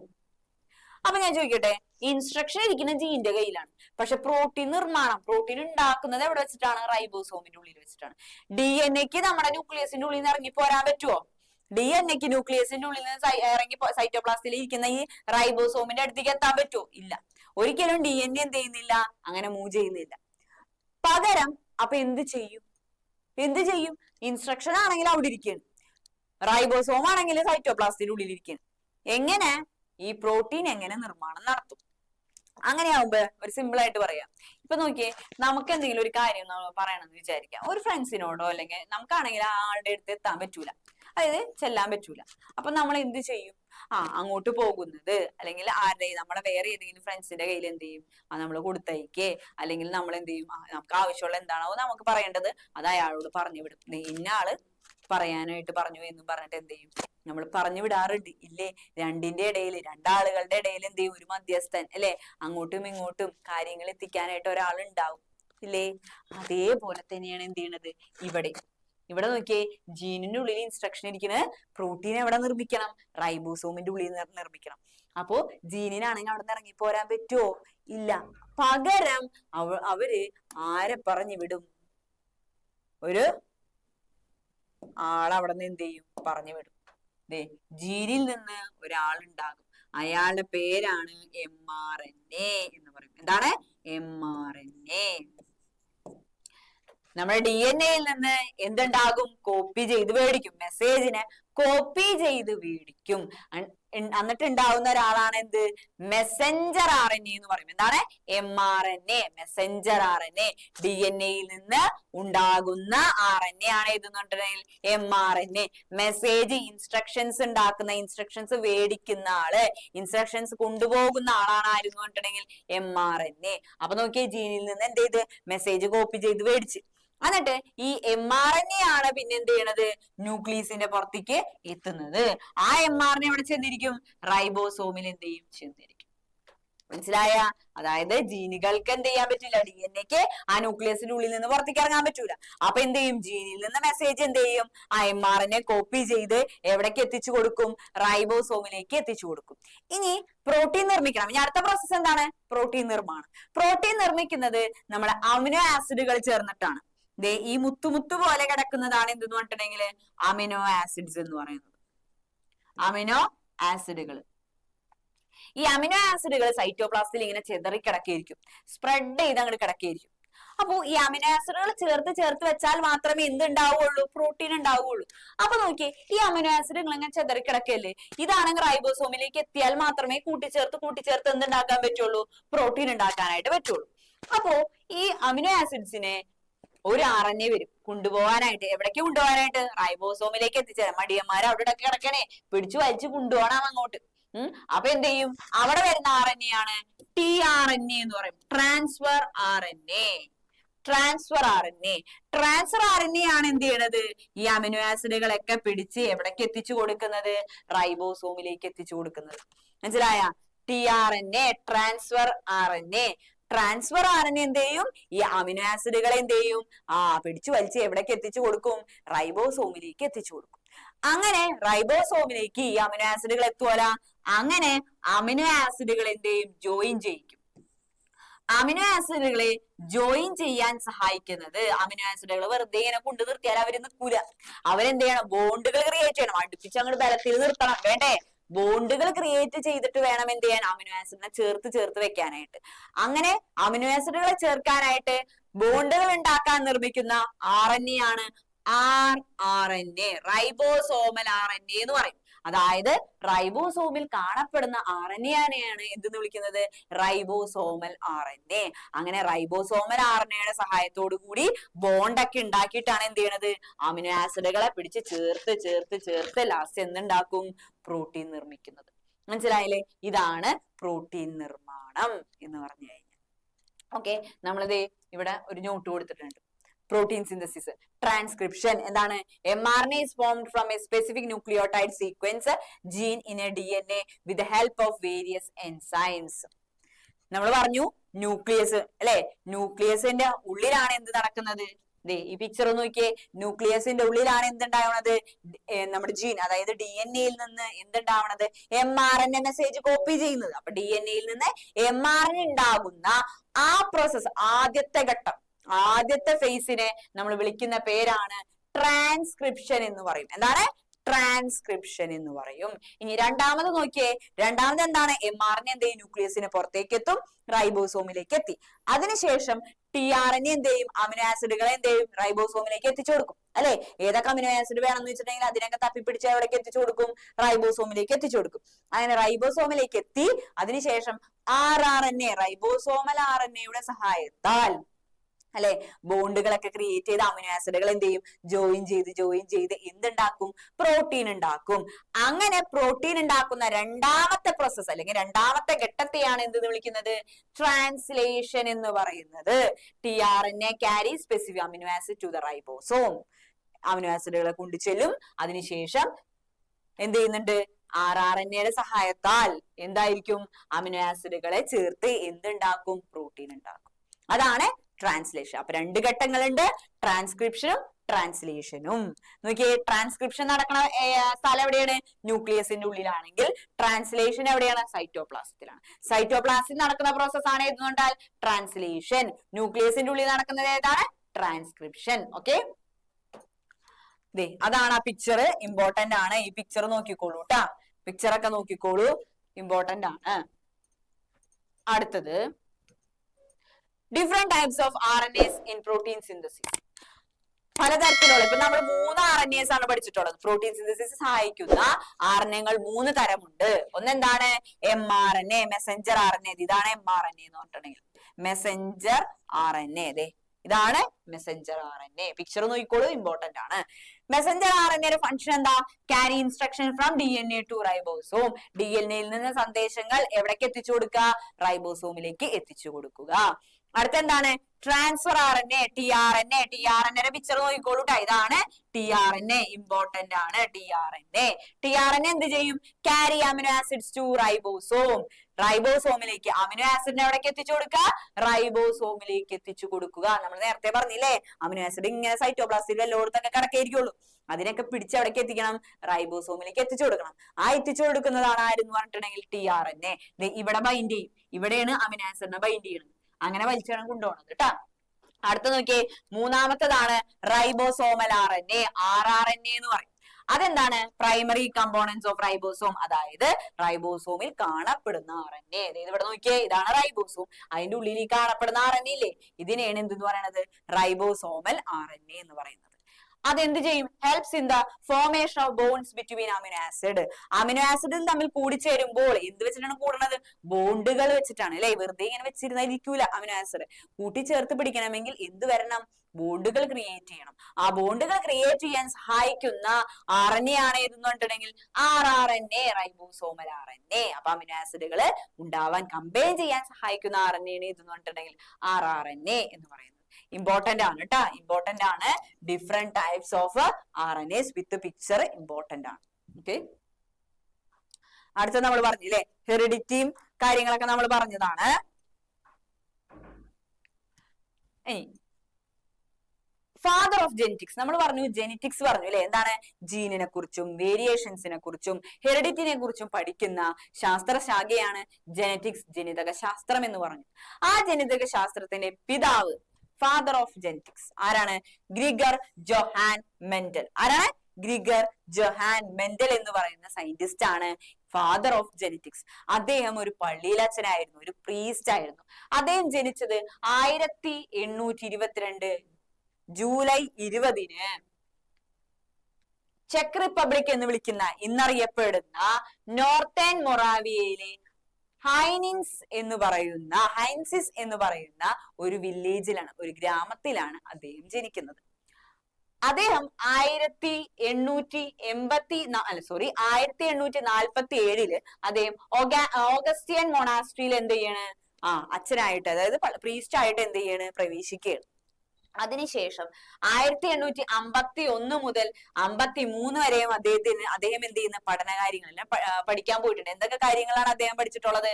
Physics, mathematics, natural science, അതേപോലെ statistical methods to analyse data analysis, അങ്ങനെയുള്ള കാര്യങ്ങളൊക്കെ എന്ത് ചെയ്തിട്ടുണ്ട്? അദ്ദേഹം പഠിച്ചിട്ടുണ്ട്. അതിനുശേഷം 1856 മുതൽ അദ്ദേഹം എക്സ്പെരിമെന്റ് ചെയ്യാൻ തുടങ്ങി, പരീക്ഷണങ്ങൾ നടത്താൻ തുടങ്ങി.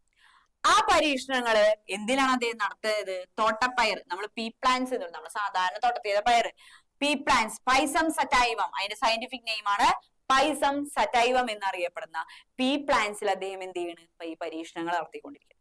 അദ്ദേഹത്തിന് ഓരോ ക്യാരക്ടേഴ്സ്, ഓരോ സ്വഭാവങ്ങൾ എടുത്ത് അദ്ദേഹം എന്ത് ചെയ്ത് എക്സ്പെരിമെന്റ് ചെയ്തുകൊണ്ടേയിരുന്നു. അങ്ങനെ അദ്ദേഹം എന്ത് ചെയ്ത്, അദ്ദേഹത്തിന് എന്ത് മനസ്സിലായി?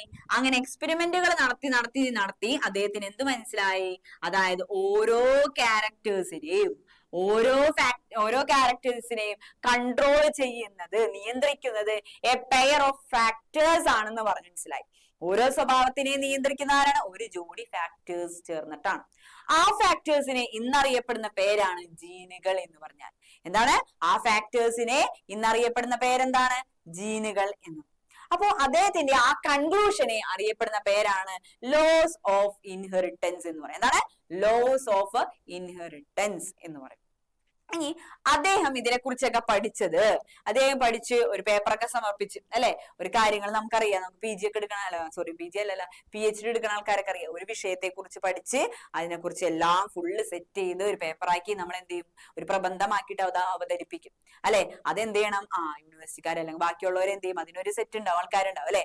ആളുകൾ എന്ത് ചെയ്യും?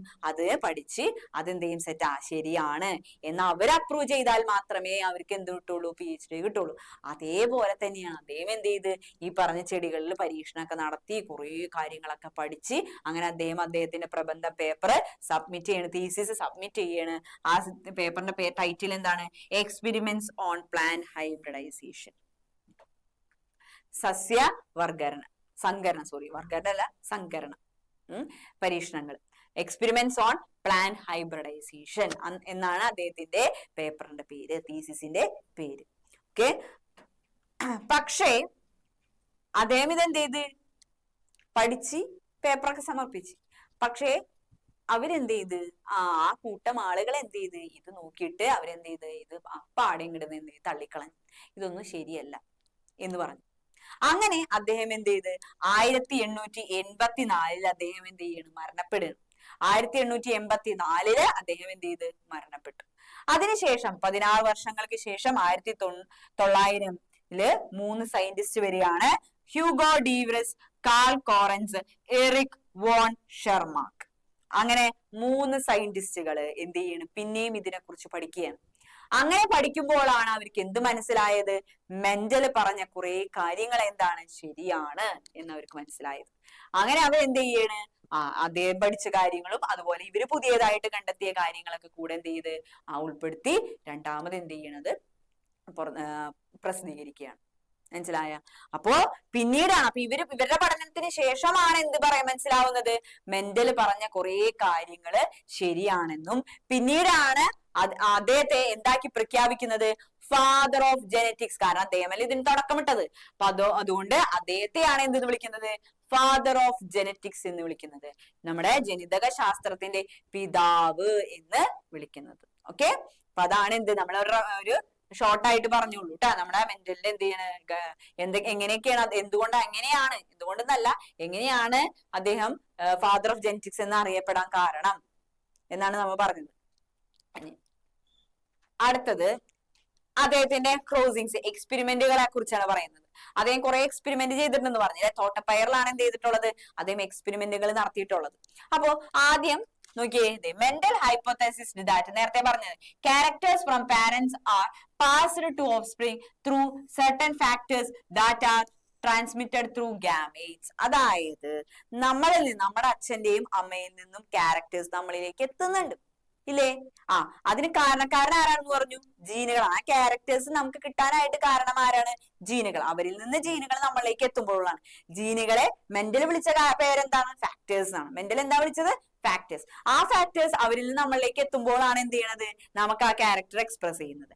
ആ ഫാക്ടേഴ്സിനെ കൊണ്ടുവരുന്ന ആളുകളാണ് ഗാമേറ്റ്സ് എന്ന് പറയുന്നത്. ഇതാണ് ബീജകോശങ്ങൾ. ഗാമേറ്റ്സ് ആണ് നമ്മളിലേക്ക് എന്തെത്തിക്കുന്നത്? ഈ പറഞ്ഞ ജീനുകളെ എത്തിച്ചു തരുന്നത്. അങ്ങനെ അദ്ദേഹം ഉണ്ടാക്കിയതാണ് നമ്മൾ നേരത്തെ പറഞ്ഞു ലോ ഓഫ് ഇൻഹെറിറ്റൻസ്. അതായത് ഒരു പെയർ ഫാക്ടേഴ്സ് ആണ് എന്ത് ചെയ്യണത്? നമ്മളെ ക്യാരക്ടേഴ്സിനെ കൺട്രോൾ ചെയ്യുന്നത്. നമ്മളെ ക്യാരക്ടേഴ്സിനെ കൺട്രോൾ ചെയ്യുന്നത് ആരാണ്? എ പെയർ ഓഫ് ഫാക്ടേഴ്സ്, ഒരു ജോഡി ഫാക്ടേഴ്സ് ആണ് എന്ന് പറഞ്ഞു. ആ ഫാക്ടേഴ്സ് ഇന്നറിയപ്പെടുന്ന പേരെന്താണ്? ജീനുകൾ എന്നാണ് പറയുന്നത്. എന്താണ്? ജീനുകളാണ്. അതിനെയാണ് എന്തെന്ന് പറയുന്നത്? Law of. ഈ കൺക്ലൂഷൻ, ഇപ്പൊ ഈ പറഞ്ഞ കൺക്ലൂഷനെയാണ് എന്തെന്ന് പറയുന്നത്? Law of inheritance. അദ്ദേഹത്തിന്റെ കൺക്ലൂഷനെ വിളിക്കുന്ന പേരാണ് ലോ ഓഫ് ഇൻഹെറിറ്റൻസ്. അത് കഴിഞ്ഞ് നമ്മൾ പഠിക്കുന്ന ടേമാണ് അല്ലീൽസ്. എന്താണ് അല്ലീൽസ് എന്ന് ചോദിച്ചാൽ, അല്ലീൽസ് എന്ന് പറഞ്ഞാൽ ഒരു ക്യാരക്ടറിനെ കൺട്രോൾ ചെയ്യണതാണ് ഒരു ജീൻ എന്ന് പറയുന്നത്. ആ ജീനിന്റെ ഡിഫറെന്റ് ഫോംസ്, പല തരങ്ങൾ ഉണ്ടാവും. ആ പല തരങ്ങളെ വിളിക്കുന്ന പേരാണ് അല്ലീൽസ് എന്ന് പറയുന്നത്. മനസ്സിലായില്ലേ? അതായത് ഒരു ക്യാരക്ടറിനെ കൺട്രോൾ ചെയ്യുന്നത് ആരാണ്? ഒരു ജീനാണ്. ആ ജീനിന്റെ വ്യത്യസ്ത തരങ്ങളെ, ഡിഫറെന്റ് ഫോംസിനെ, പല തരങ്ങളെ, ഒരു ജീനിന് എന്താവും? പല തരങ്ങൾ ഉണ്ടാവും, ഡിഫറെന്റ് ഫോംസ് ഉണ്ടാവും. ആ ഫോംസിനെ വിളിക്കുന്ന പേരാണ് അല്ലീൽസ്. പൊതുവെ അദ്ദേഹം എന്താ പറഞ്ഞത്? A gene usually has 2 alleles. 2 alleles ആണ് ഉള്ളത് എന്ന് പറഞ്ഞിരിക്കുന്നത്. ഇനി അടുത്ത അദ്ദേഹം ചെയ്തതാണ് monohybrid cross. Monohybrid cross എന്ന് പറഞ്ഞു കഴിഞ്ഞാല്, മോണോ ഹൈബ്രിഡ് ക്രോസ് ഒരൊറ്റ, അതായത് ഒരു ചെടിയിൽ നമ്മൾ ഒറ്റ ക്യാരക്ടർ എടുക്കുകയാണെങ്കിൽ, ഒരു പെയർ ക്യാരക്ടർ മാത്രം എടുത്ത് നമ്മൾ ക്രോസ് ചെയ്യുകയാണെങ്കിൽ അതിനെയാണ് എന്തെന്ന് പറയുന്നത്? Mono hybrid character. അതായത് ഒരു ചെടിയില് ഒരു ക്യാരക്ടർ മാത്രമാണ് പരീക്ഷണം നടത്താൻ എടുത്തതെങ്കിൽ അതെന്താണ്? മോണോ ഹൈബ്രിഡ് ക്രോസ് ആണ്. മനസ്സിലായില്ലേ? അതിൽ നമുക്ക് കുറച്ച് ടേംസ് പഠിക്കാനുണ്ട്. ഒന്നാമത്തതാണ് ഫീനോടൈപ്പ് എന്ന് പറയും. ഫീനോടൈപ്പ് എന്ന് പറയുമ്പോൾ observable characteristics of N organism. അതായത് പുറത്തേക്ക് കാണുന്ന, എക്സ്പ്രസ് ചെയ്യുന്ന സ്വഭാവം. പുറത്തേക്ക് ഇപ്പൊ നമുക്ക് നോക്കിയാൽ ഒബ്സർവ് ചെയ്യാൻ പറ്റുന്ന ആ ക്യാരക്ടറിനെ വിളിക്കുന്ന പേരാണ് എന്ത്? ഫീനോടൈപ്പ് എന്ന് പറയുന്നത്. ഇനി അടുത്തത് genotype. Genetic constitution for these characters. ആ ക്യാരക്ടറിന് കാരണക്കാരായിട്ടുള്ള ജനറ്റിക് കോൺസ്റ്റിറ്റ്യൂഷൻ. ഇപ്പൊ ഒരു എക്സാമ്പിൾ പറയാം. ഇപ്പൊ സ്ത്രീ ആണെന്നുണ്ടെങ്കിൽ നമുക്ക് പുറമേ നോക്കിയാൽ മനസ്സിലാവും സ്ത്രീയുടെ പല കാര്യങ്ങളും ഉണ്ടാവും. അപ്പൊ നമുക്ക് അത് സ്ത്രീയാണ്, അതൊരു പെൺകുട്ടിയാണെന്ന് പറയാൻ പറ്റും. ആ പെൺകുട്ടി ആവാൻ കാരണം അതിന്റെ ജനറ്റിക് കോൺസ്റ്റിറ്റ്യൂഷൻ എത്രയാണ്? 44+XX. ഇതായത് കൊണ്ടാണ് അതെന്തായത്? പെൺകുട്ടിയായി മാറിയത്. XX വന്നത് കൊണ്ട്, 44+XX വന്നത് കൊണ്ടാണ് അതെന്തായി മാറിയത്? പെൺകുട്ടി. പക്ഷെ നമുക്ക് പുറമേ കാണുന്നത് എന്താണ്? പെൺകുട്ടികളുടെ ഫീച്ചേഴ്സ് ആണ്, ക്യാരക്ടേഴ്സ് ആണ്, അല്ലെ? അല്ലാതെ നമുക്ക് XX നമുക്ക് കാണാൻ പറ്റുമോ? ഇല്ല. അപ്പോ ആ ഫാക്ടേഴ്സ് അല്ലെങ്കിൽ ആ ക്യാരക്ടേഴ്സിന് കാരണമായിട്ടുള്ള ജനറ്റിക് കോൺസ്റ്റിറ്റ്യൂഷൻ, ജനിതക ഘടനയാണ് നമ്മൾ എന്തെന്ന് വിളിക്കുന്നത്? ജീനോടൈപ്പ് എന്ന് പറയുന്നത്. മനസ്സിലായില്ലേ? അടുത്തതാണ് ഡോമിനന്റ് ട്രേറ്റ്. ഡോമിനന്റ് ട്രേറ്റും റിസസീവ് ട്രേറ്റും പറയണമെങ്കിൽ നമുക്ക് ക്രോസിംഗ് നടത്തണം. ക്രോസിംഗ് നടത്തി കഴിഞ്ഞാലേ നമുക്ക് എന്ത് ചെയ്യാൻ പറ്റുള്ളൂ? അതിനെക്കുറിച്ച് കൂടുതലായിട്ട് പറയാനായിട്ട് പറ്റും. അപ്പൊ നോക്കിയേ, നമുക്ക് മോണോഹൈബ്രിഡ് എന്താ ഞാൻ പറഞ്ഞത്? അതായത് ഒരു ചെടിയില് ഒരു ക്യാരക്ടർ മാത്രം എടുക്കുക. അപ്പൊ നോക്കിയേ, നമ്മൾ ഒരു ചെടിയില് ഹൈറ്റ് ഓഫ് പ്ലാന്റ് എടുത്ത്, ഹൈറ്റ് ഓഫ് പ്ലാന്റ് അതായത് ഒരു ചെടിയിൽ ഒരു ക്യാരക്ടർ മാത്രം, ആ ചെടിയുടെ ഉയരം മാത്രം എടുക്കുകയാണ്. ചെടിയുടെ ഉയരം മാത്രമാണ് എന്ത് ചെയ്തിട്ടുള്ളത്? ഇവിടെ എടുത്തിട്ടുള്ളത്. അതില് പാരന്റൽ പ്ലാന്റ്സിന് എടുക്കുകയാണേ. പാരന്റൽ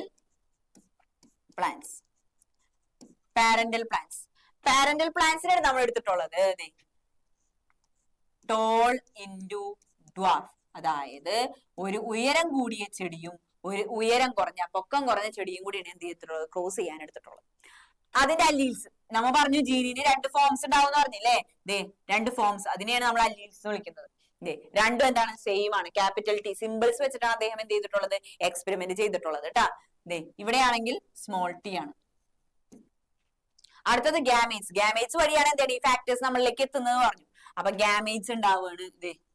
ഗാമേറ്റ്സ് ഉണ്ടാവുന്നു. ഇത് രണ്ടും സെയിം ആയതുകൊണ്ട് നമുക്ക് എന്തെടുത്താൽ മതി? ഒരെണ്ണം എടുത്താൽ മതി. ക്യാപിറ്റൽ T വട്ടം വരച്ചു, നമ്മൾ വട്ടം വരയ്ക്കും കേട്ടാ, ഗാമേറ്റ്സിനെ സൂചിപ്പിക്കാനാണ്. ഇനി ഇവിടെ നിന്നാണെങ്കിൽ സ്മോൾ t. ഓക്കെ. ഇനി രണ്ടും കൂടെ എന്ത് ചെയ്യും? ക്രോസ് ചെയ്യും. Capital T small t. ഇതാണ് എന്ത്? F1 generation. അപ്പോ നോക്കിയേ, ആദ്യത്തെ തലമുറ ആദ്യത്തെ തലമുറ ട്ടാ. പാരന്റൽ പ്ലാന്റ്സ് എന്താണ്? ഒരു ടോളും ഒരു ഡ്വാർഫും, പൊക്കം കൂടിയതും പൊക്കം കുറഞ്ഞതുമായിട്ടുള്ള ചെടി. അതില് ഗാമേറ്റ്സ് ഉണ്ടായപ്പോ നമുക്ക് ഇത് രണ്ടും സെയിം അല്ലീൽസ് അല്ലേ? രണ്ടും ഒരേപോലത്തെ അല്ലീൽസ് ആണ്. അപ്പൊ എന്ത് ചെയ്താൽ മതി? ക്യാപിറ്റൽ ടി മാത്രം എടുത്താൽ മതി. അവിടെയാണെങ്കിൽ സ്മോൾ ടി എടുക്കാം. രണ്ടും കൂടെ ജോയിൻ ചെയ്യും. രണ്ടും കൂടെ ജോയിൻ ചെയ്ത് അത് അങ്ങോട്ട് എടുത്ത് എഴുതിയാൽ മതി. ക്യാപിറ്റൽ ഉണ്ടെങ്കിൽ നമ്മൾ എന്ത് ചെയ്യണം? ആദ്യം ക്യാപിറ്റൽ എഴുതുക. ഇനി ഉണ്ടായ ചെടി മൊത്തം ഏതായിരിക്കും? ടോളാണ്. ഉണ്ടായ ചെടി മൊത്തം എന്താണ്? ടോളാണ്. എന്തുകൊണ്ടാണ് ഉണ്ടായ ചെടി മൊത്തം ടോൾ എന്ന് പറഞ്ഞാൽ? അതായത് നമ്മളിവിടെ ശ്രദ്ധിക്കുക, ക്യാപിറ്റലും സ്മോൾ ലെറ്ററും വരികയാണെങ്കിൽ ക്യാപിറ്റലിന്റെ ക്യാരക്ടർ ഏതോ അതാണ് എന്ത് ചെയ്യണത്? എക്സ്പ്രസ് ചെയ്യണത്. മനസ്സിലായില്ലേ? ക്യാപിറ്റലും സ്മോളും കൂടെ വരികയാണെങ്കിൽ ക്യാപിറ്റലിന്റെ ക്യാരക്ടർ നോക്കാം. ക്യാപിറ്റൽ ടിയുടെ ക്യാരക്ടർ ഏതാണ്? ടോൾ അല്ലേ? ആ ടോൾ ആയിരിക്കും അവിടെ എന്ത് ചെയ്യണം? എക്സ്പ്രസ് ചെയ്യണത്. അപ്പൊ ഉണ്ടായ ചെടി മൊത്തം എന്താണ്? ടോളാണ്. അതായത് ഒന്നാമത്തെ ജനറേഷൻ ഇവിടെ രണ്ട് അലീലും ഇല്ലേ? പൊക്കം കൂടുതലിന്റെ അലീലും ഉണ്ട്, പൊക്കം കുറവിന്റെ കാരണക്കാരനായ അലീലും ഉണ്ട്. പക്ഷേ ക്യാപിറ്റല് സ്മോള് ഇങ്ങനെ വരുമ്പോ എന്ത് ചെയ്യും? ഒരെണ്ണം മാത്രം എന്ത് ചെയ്യുള്ളൂ? എക്സ്പ്രസ് ചെയ്യുള്ളൂ. മനസ്സിലായ? ഒരെണ്ണം മാത്രം എന്ത് ചെയ്യുള്ളൂ? പുറത്തേക്ക് എക്സ്പ്രസ് ചെയ്യുള്ളൂ. ആ പുറത്തേക്ക് എക്സ്പ്രസ് ചെയ്യണത് നമ്മൾ വിളിക്കുന്ന പേരാണ് ഡോമിനന്റ് ട്രേറ്റ് എന്ന് പറയും. എന്താണ്? Dominant trait. മറഞ്ഞിരിക്കുന്നവയെ എന്തെന്ന് വിളിക്കും? ഹിഡൻ ആയിട്ടിരിക്കുന്നവയെ വിളിക്കുന്ന പേരാണ് റെസിസീവ് ട്രേറ്റ്. Recessive trait. അപ്പൊ ഇതിനെ ഫീനോടൈപ്പ് ചോദിച്ചാൽ എന്ത് പറയണം? ഫീനോടൈപ്പ് ഞാൻ നേരത്തെ പറഞ്ഞ എന്താണ്? Observable character. പുറത്തേക്ക് കാണിക്കുന്ന ക്യാരക്ടർ ഏതാണ്? ടോളാണ്. ജീനോടൈപ്പ് എന്താണ്? Capital T small T. അതാണ് ജീനോടൈപ്പ്. അപ്പൊ മെന്റലിന് ഒരു സംശയം. മെന്റൽ ക്രോസ് ചെയ്ത് എന്താണ്? ടോളിനെയും ഡ്വാർഫിനെയും തമ്മിലാണ്. പക്ഷെ എന്തുകൊണ്ട് പൊക്കം കൂടിയ ചെടി മാത്രം വന്ന് പൊക്കം കുറഞ്ഞ ചെടി ഒന്നും വന്നില്ലല്ല? അങ്ങനെ ഡൗട്ട് ആയപ്പോൾ അദ്ദേഹം എന്ത് ചെയ്ത്? അതേ രണ്ടാം തലമുറ ഉണ്ടാക്കാൻ നോക്കി. രണ്ടാം തലമുറ സെക്കൻഡ് ജനറേഷൻ അദ്ദേഹം ചെയ്തത് ആരെ വെച്ചിട്ടാണ്? ഫസ്റ്റ് ജനറേഷനിൽ ആരെയാണോ കിട്ടിയത് അവരെ തന്നെ എന്ത് ചെയ്ത്? സെക്കൻഡ് ജനറേഷനിൽ എന്ത് ചെയ്ത്? ചെയ്യണം. ഫസ്റ്റ് ജനറേഷനിൽ കിട്ടിയ ആളെ തന്നെ എന്ത് ചെയ്ത്? സെൽഫ് പോളിനേറ്റ് ചെയ്ത്, സ്വയപരാഗണം ചെയ്തു. അപ്പോ ഇവിടെ ഗാമീറ്റ്സ് ഏതൊക്കെ ആയിരിക്കും? Capital T small T, capital T small T. എടാ ഇങ്ങനെ വരും. അതിനുശേഷം എന്ത് ചെയ്യും? ഇത് ജോയിൻ ചെയ്യും. ഒന്നുമില്ല, ഇത് രണ്ട് ചെടിയാണല്ല. ആദ്യം എന്ത് ചെയ്താൽ മതി? നമ്മള് ഈ അല്ലീലിനെ വെച്ചിട്ട് എന്ത് ചെയ്യാം? അവിടുത്തെ രണ്ട് അല്ലീലിനെയും തമ്മിൽ എന്ത് ചെയ്യണം? ക്രോസ് ചെയ്യണം. ഇതിനെ വെച്ചിട്ട് അവിടുത്തെ ഒരു അല്ലീലിനെ എടുത്തു. അപ്പൊ ക്യാപിറ്റൽ ടി എന്ന് കിട്ടും. ഇനി ഈ അല്ലീലിനെ തന്നെ വെച്ചിട്ട് അവിടുത്തെ മറ്റേ അല്ലീലിനെ ക്രോസ് ചെയ്യുക. ക്യാപിറ്റൽ ടി സ്മോൾ ടി എന്ന് കിട്ടും. അപ്പൊ നോക്കിയേ, ഇവിടത്തെ ഈ ചെടിയിലത്തെ അല്ലീല് വെച്ചിട്ട് അവിടുത്തെ രണ്ടിനെയും ക്രോസ് ചെയ്ത് കഴിഞ്ഞു. ഇനി അടുത്തത് ഇവിടെ വരുന്നുണ്ട് അല്ലേ? അതിനെ വെച്ചിട്ട് ഇതേപോലെ തന്നെ നമ്മൾ എന്ത് ചെയ്യാം? ക്യാപിറ്റൽ വരികയാണെങ്കിൽ ക്യാപിറ്റൽ ആദ്യം എഴുതണം. Capital T small T, small T small T, ഇങ്ങനെ കിട്ടും. ഇവിടെ നോക്കിയേ, ഇവിടെ എത്ര ടോള് കിട്ടി? ഇത് ടോളാണ്. ഇവിടെ ഞാൻ പറഞ്ഞു ക്യാപിറ്റലും സ്മോളും വന്നിട്ടുണ്ടെങ്കിൽ ഏതായിരിക്കും ഡോമിനന്റ് എക്സ്പ്രസ് ചെയ്യണത്? ഏതായിരിക്കും? ടോളാണ് എക്സ്പ്രസ് ചെയ്യുന്നത്. മറ്റേത് മറിഞ്ഞിരിക്കും. അപ്പൊ ഇത് ടോളാണ്, ഇതും ടോളാണ്. പക്ഷെ ഇവിടെ നിങ്ങൾ നോക്കിയേ, ഇവിടെ ക്യാപിറ്റൽ വന്നോ? ഇല്ല, രണ്ടും സ്മോൾ ആണ്. അപ്പൊ ഏതായിരിക്കും എക്സ്പ്രസ് ചെയ്യുന്നത്? ഡ്വാർഫ്, പൊക്കം കുറവ്. ഇവിടെ മാത്രം എന്താണ്? ഡ്വാർഫ്, പൊക്കം കുറവ്. അപ്പൊ മോണോ ഹൈബ്രിഡിന്റെ റേഷ്യോ ചോദിക്കും നിങ്ങളോട്. Ratio of mono hybrid cross. അപ്പൊ നമ്മൾ നോക്കാം, സെക്കൻഡ് ജനറേഷൻ ആണ് നോക്കാം. സെക്കൻഡ് ജനറേഷൻ ആണ് നോക്കാം. സെക്കൻഡ് ജനറേഷനിൽ എത്ര ടോൾ ഉണ്ട്, എത്ര ഡ്വാർഫ് ഉണ്ട്? നോക്കിയേ, dominant is to recessive. Dominant ആയിട്ടുള്ളത് ഏതാണ്? ടോൾ ആണ്. റെസിസീവ് ആയിട്ടുള്ളത് ഡ്വാർഫ് ആണ് ഇവിടെ അല്ലെ. Tall is to dwarf. എത്ര ടോൾ ഉണ്ട്? 3 ടോളും 1 ഡ്വാർഫും. 3:1. എന്താണ്? 3:1 എന്നുള്ളതാണ് ആരുടെ? നമ്മുടെ മോണോ ഹൈബ്രിഡിന്റെ റേഷ്യോ എന്ന് പറയുന്നത്. ഇത് ഇമ്പോർട്ടന്റ് ആണ്, ചെയ്ത് തന്നെ പഠിക്കണം, എങ്കിലേ കിട്ടുള്ളൂ ട്ടാ. അടുത്തതാണ് ഡൈഹൈബ്രിഡ് ക്രോസ്. നേരത്തെ പറഞ്ഞു മോണോ ഹൈബ്രിഡ്. മോണോ ഹൈബ്രിഡിൽ എന്താ ചെയ്തത്? ഒരൊറ്റ ക്യാരക്ടർ മാത്രമേ എടുത്തിട്ടുള്ളൂ. പക്ഷെ ഡൈഹൈബ്രിഡിൽ എന്താണ്? Inheritance of 2 pairs of contrasting traits of the same plant. ഒരു സെയിം ചെടിയില് 2 ജോഡി ക്യാരക്ടേഴ്സ്. രണ്ട് ജോഡി എന്ന് പറയുമ്പോ 2 ജോഡി എന്തെങ്കിലും കോൺട്രാസ്റ്റിംഗ് ട്രേറ്റ്സ് ഉണ്ടാവും, ഓപ്പോസിറ്റ് ഗുണങ്ങൾ ഉണ്ടാവും. പൊക്കത്തിന്റെ ഓപ്പോസിറ്റ് ഗുണങ്ങൾ എന്താണ്? പൊക്കം കുറവും പൊക്കം കൂടുതലും. അതേപോലെ കോൺട്രാസ്റ്റിംഗ് ട്രേറ്റ്സ് ഉള്ള 2 ക്യാരക്ടേഴ്സിനെ എന്ത് ചെയ്യുക? ഒരു ചെടി തന്നെ എടുക്കുക. അതിനെയാണ് എന്തെന്ന് പറയുന്നത്? ഡൈഹൈബ്രിഡ് ക്രോസ് എന്ന് പറഞ്ഞു കഴിഞ്ഞാൽ. ഇപ്പൊ നോക്കിയേ, ഒരു എക്സാമ്പിൾ ഞാൻ പറഞ്ഞുതരാം. നോക്കിയേ, നമ്മള് ടോളുമായിട്ടുള്ളതും അതേപോലെ റൗണ്ട് സീഡിന് എടുത്ത്.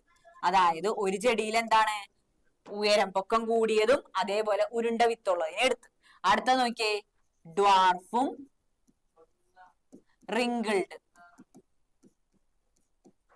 റിങ്കിൾഡ്. അതായത് പൊക്കം കുറഞ്ഞതും ചുളുങ്ങിയ വിത്തുള്ള ചെടിയെയും എടുത്തു. പൊക്കം കൂടിയ ഉരുണ്ട വിത്തുള്ള ചെടിയും പൊക്കം കുറഞ്ഞ ചുളുങ്ങിയ വിത്തുള്ള ചെടിയെയും എടുത്തു. അതിന്റെ നമുക്ക് അലീൽസ് എഴുതാട്ടാ. ടോളിന്റെ 2 അലീൽസ്, ക്യാപിറ്റൽ ടി, റൗണ്ടിന്റെ 2 അലീൽസ്, ക്യാപിറ്റൽ ആർ. ഇവിടെ നോക്കിയേ, സ്മോൾ ടി, സ്മോൾ ആർ. അടുത്തത് ഗാമേറ്റ്സിന് എടുക്കണം. ഗാമേറ്റ്സ് ഇവിടെ ശ്രദ്ധിക്കുക, ഗാമേറ്റ്സ് എടുക്കുമ്പോ ശ്രദ്ധിക്കണം. ഇവിടെ ക്യാപിറ്റൽ ടിയിൽ നിന്ന് ഒരെണ്ണവും ക്യാപിറ്റൽ ആറിൽ നിന്ന് ഒരെണ്ണവും എടുത്തു. ഒന്നിച്ചു വട്ടം വരയ്ക്കണം. കാരണം 2 ക്യാരക്ടേഴ്സ് ഒരു ചെടിയിലല്ലേ കാണിക്കുന്നത്. ഒന്നിച്ചു വട്ടം വരച്ചു. ഒന്നിച്ചാണ്. ഇനി അടുത്ത നോക്കിയേ, സ്മോൾ ടിയും സ്മോൾ ആറും. ഇനി എന്ത് ചെയ്യണം? ഒന്നാമത്തെ ജനറേഷൻ F1 ഒന്നാമത്തെ തലമുറ എന്ത് ചെയ്താൽ മതി? അങ്ങോട്ട് കൂട്ടിച്ചേർത്ത് എഴുതിയാൽ മതി. ആദ്യം ക്യാപിറ്റൽ, അത് ആദ്യം ടോളിന്റെ അലീൽസ് എഴുതാം. ടോളിന്റെ അലീൽസ് ഏതൊക്കെയാണ് ഉയരം കൂടിയത്? ക്യാപിറ്റൽ ടിയും സ്മോൾ ടിയും. അടുത്തത് ഷേപ്പിന്റെ, സീഡിന്റെ ഷേപ്പിന്റെ, ക്യാപിറ്റൽ ആറും സ്മോൾ ആറും. കേട്ടാ, ഇങ്ങനെയാണ് എടുക്കേണ്ടത്. എഴുതുമ്പോ ശ്രദ്ധിക്കുക കേട്ടാ. ആദ്യം ഉയരത്തിന്റെ അലീൽസ് എഴുതുക. അത് കഴിഞ്ഞതിന് ശേഷം വിത്തിന്റെ ആകൃതിയിൽ എന്ത് ചെയ്യുക? അലീൽസ് എഴുതാം. ഓക്കെ. അടുത്തത് F2 ചെയ്യണം എങ്ങനെയാണ് പറഞ്ഞിരിക്കുന്നത്? അതിനു മുമ്പ് പറയട്ടെ, ഈ F1 കിട്ടിയ ചെടി മൊത്തം ഏതായിരിക്കും? നിങ്ങൾ ക്യാപിറ്റൽ നോക്കൂ. ക്യാപിറ്റൽ ആണ് ഡോമിനന്റ്, ക്യാപിറ്റൽ ആണ് എക്സ്പ്രസ് ചെയ്യുന്നത് പറഞ്ഞു. ഇങ്ങനെ വരുമ്പോ ക്യാപിറ്റലും സ്മോളും കൂടെ മിക്സ് ചെയ്ത് വന്നു കഴിഞ്ഞാൽ ക്യാപിറ്റൽ നോക്കണം. ക്യാപിറ്റൽ ടി ആണ് വന്നിരിക്കുന്നത്. അപ്പൊ അത് ഏതായിരിക്കും? ടോൾ ആയിരിക്കും. ഇനി ക്യാപിറ്റൽ ആർ വന്നിട്ടുണ്ട്, അതുകൊണ്ട് അത് എന്തായിരിക്കും? റൗണ്ട്. അപ്പൊ ടോൾ റൗണ്ട് ആയിട്ടുള്ള ചെടികൾ, അതായത് ഉയരം കൂടിയ ഉരുണ്ട വിത്തുള്ള ചെടികളാണ് എന്ത് ചെയ്തിട്ടുള്ളത്? ഉണ്ടായിട്ടുള്ളത് മൊത്തം. പൊക്കം കൂടിയ ഉയരം കൂടിയ ഉരുണ്ട വിത്തുള്ള ചെടികൾ. അപ്പോ അദ്ദേഹം എന്ത് ചെയ്ത് സെക്കൻഡ് ജനറേഷൻ ചെയ്യണം. സെക്കൻഡ് ജനറേഷൻ ചെയ്യണത് എങ്ങനെ തന്നെയാണ്? നമ്മൾ ഫസ്റ്റ് ജനറേഷനിൽ കിട്ടിയ ആളാരോ അയാളെ തന്നെ എന്ത് ചെയ്യാണ്? സെൽഫ് പോളിനേറ്റ്, സ്വയപരാഗണം ചെയ്യുകയാണ്. അയാളെ തന്നെ എന്ത് ചെയ്യാ? 2 പ്രാവശ്യം അങ്ങനെ എഴുതി എന്ത് ചെയ്യാ? ക്രോസ് ചെയ്യാം. ഇവിടെ ഗാമേറ്റ്സ് എടുക്കുമ്പോൾ ശ്രദ്ധിക്കണം. ഇവിടെ ശ്രദ്ധിക്കുക, 2 ക്യാരക്ടേഴ്സ് ഉണ്ടല്ലോ അല്ലെ. അപ്പൊ ആദ്യം എന്ത് ചെയ്യും? ആദ്യം നമ്മള് ടോളിന്റെ ഒരല്ലിയിലും അതേപോലെ തന്നെ നമ്മുടെ റൗണ്ടിന്റെ ഷേപ്പിന്റെ ഒരല്ലിയിലും കൂടി എടുക്കും. ഒരു ഗാമേറ്റ് ആയി. ഇനി അടുത്തത് ഇതേപോലെ തന്നെ നമ്മുടെ ടോൾ ക്യാപിറ്റൽ ടി തന്നെ വെച്ച് ചെയ്യാം. ഇപ്പുറത്തുനിന്ന് എന്താ എഴുതാം? സ്മോൾ ആർ എഴുതാം. അപ്പോ 2 അല്ലീൽ കഴിഞ്ഞില്ല, 4 അല്ലീൽസ് വരും. ഒരെണ്ണത്തിൽ നിന്ന് 4 അല്ലീൽസ്. അപ്പൊ ക്യാപിറ്റൽ ടി വെച്ച് നമ്മൾ ചെയ്ത് കഴിഞ്ഞു. ഇനി സ്മോൾ ടി ഉണ്ടല്ല, small T capital R, small T small R. അങ്ങനെ എന്ത് ചെയ്ത് 4 അല്ലീൽസുകൾ ഉണ്ടായി. എത്ര എണ്ണം ഉണ്ടായി? 4 അല്ലീൽസുകൾ ഉണ്ടായി. ഓക്കെ. അപ്പൊ ഒരെണ്ണത്തിൽ നിന്ന് എത്ര എണ്ണം ഉണ്ടായി? 4 അല്ലീൽസുകൾ ഉണ്ടായി. അതേപോലെ തന്നെ ഇപ്പുറത്തൊന്നും എന്ത് ഉണ്ടാവും? 4 അല്ലീൽസ് ഉണ്ടാവും. നോക്കിയേ, നമുക്ക് അതിനുശേഷം നമുക്ക് എന്ത് ചെയ്യണം? ക്രോസ് ചെയ്യണം. ക്രോസ് ചെയ്യാനായിട്ട് ഇവിടെ എന്ന് പറയുമ്പോൾ ഇവിടെയും ഇതേപോലെ 4 അല്ലീൽസ് ഉണ്ടാവും. അപ്പൊ നമുക്ക് വരച്ച് ചെയ്യണൊക്കെ ഭയങ്കര ബുദ്ധിമുട്ടാണ്. അപ്പൊ നമ്മൾ എന്ത് ചെയ്യും? ഒരു സ്ക്വയർ വരയ്ക്കും. അതിനെയാണ് നമ്മൾ പന്നറ്റ് സ്ക്വയർ എന്നാ പറയാ. എന്താണ് പന്നറ്റ് സ്ക്വയർ? ഇതേപോലെ നമ്മൾ എന്ത് ചെയ്യും? വരച്ചിട്ടാണ് എന്ത് ചെയ്യണത്? ചെയ്യുന്നത്.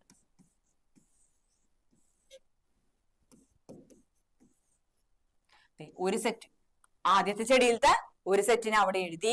അതിനുശേഷം രണ്ടാമത്തെ സെറ്റ് ഇപ്പുറത്തുനിന്നും ഇതേപോലെ 4 ഉണ്ടാവുമല്ലോ. ആ 4 നമ്മൾ സൈഡിൽ എഴുതാ. ഈ ഓർഡറിൽ തന്നെ വേണം എന്ത് ചെയ്യാനായിട്ട്? എഴുതി പോവാനായിട്ട്. Capital T R.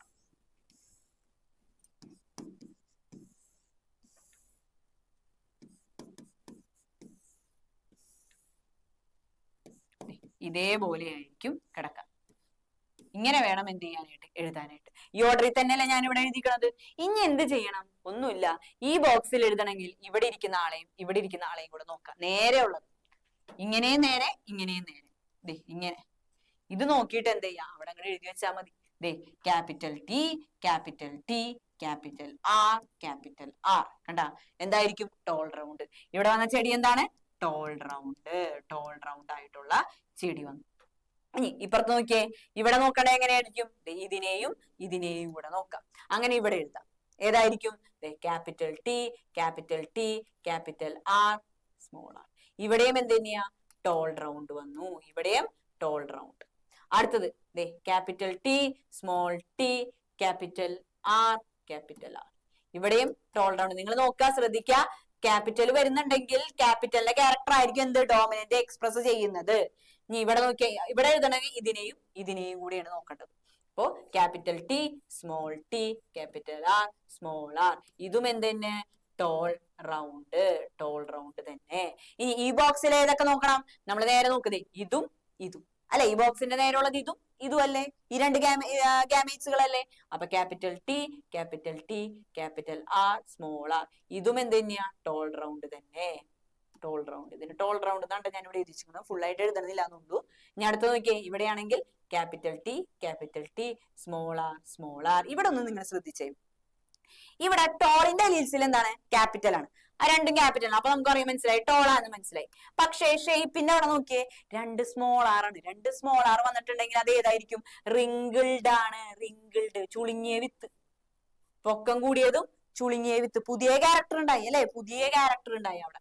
ഞാൻ അടുത്ത നോക്കിയേ, capital T, capital R, small R. അതെന്തായിരിക്കും? ടോൾ റൗണ്ട് ആണ്.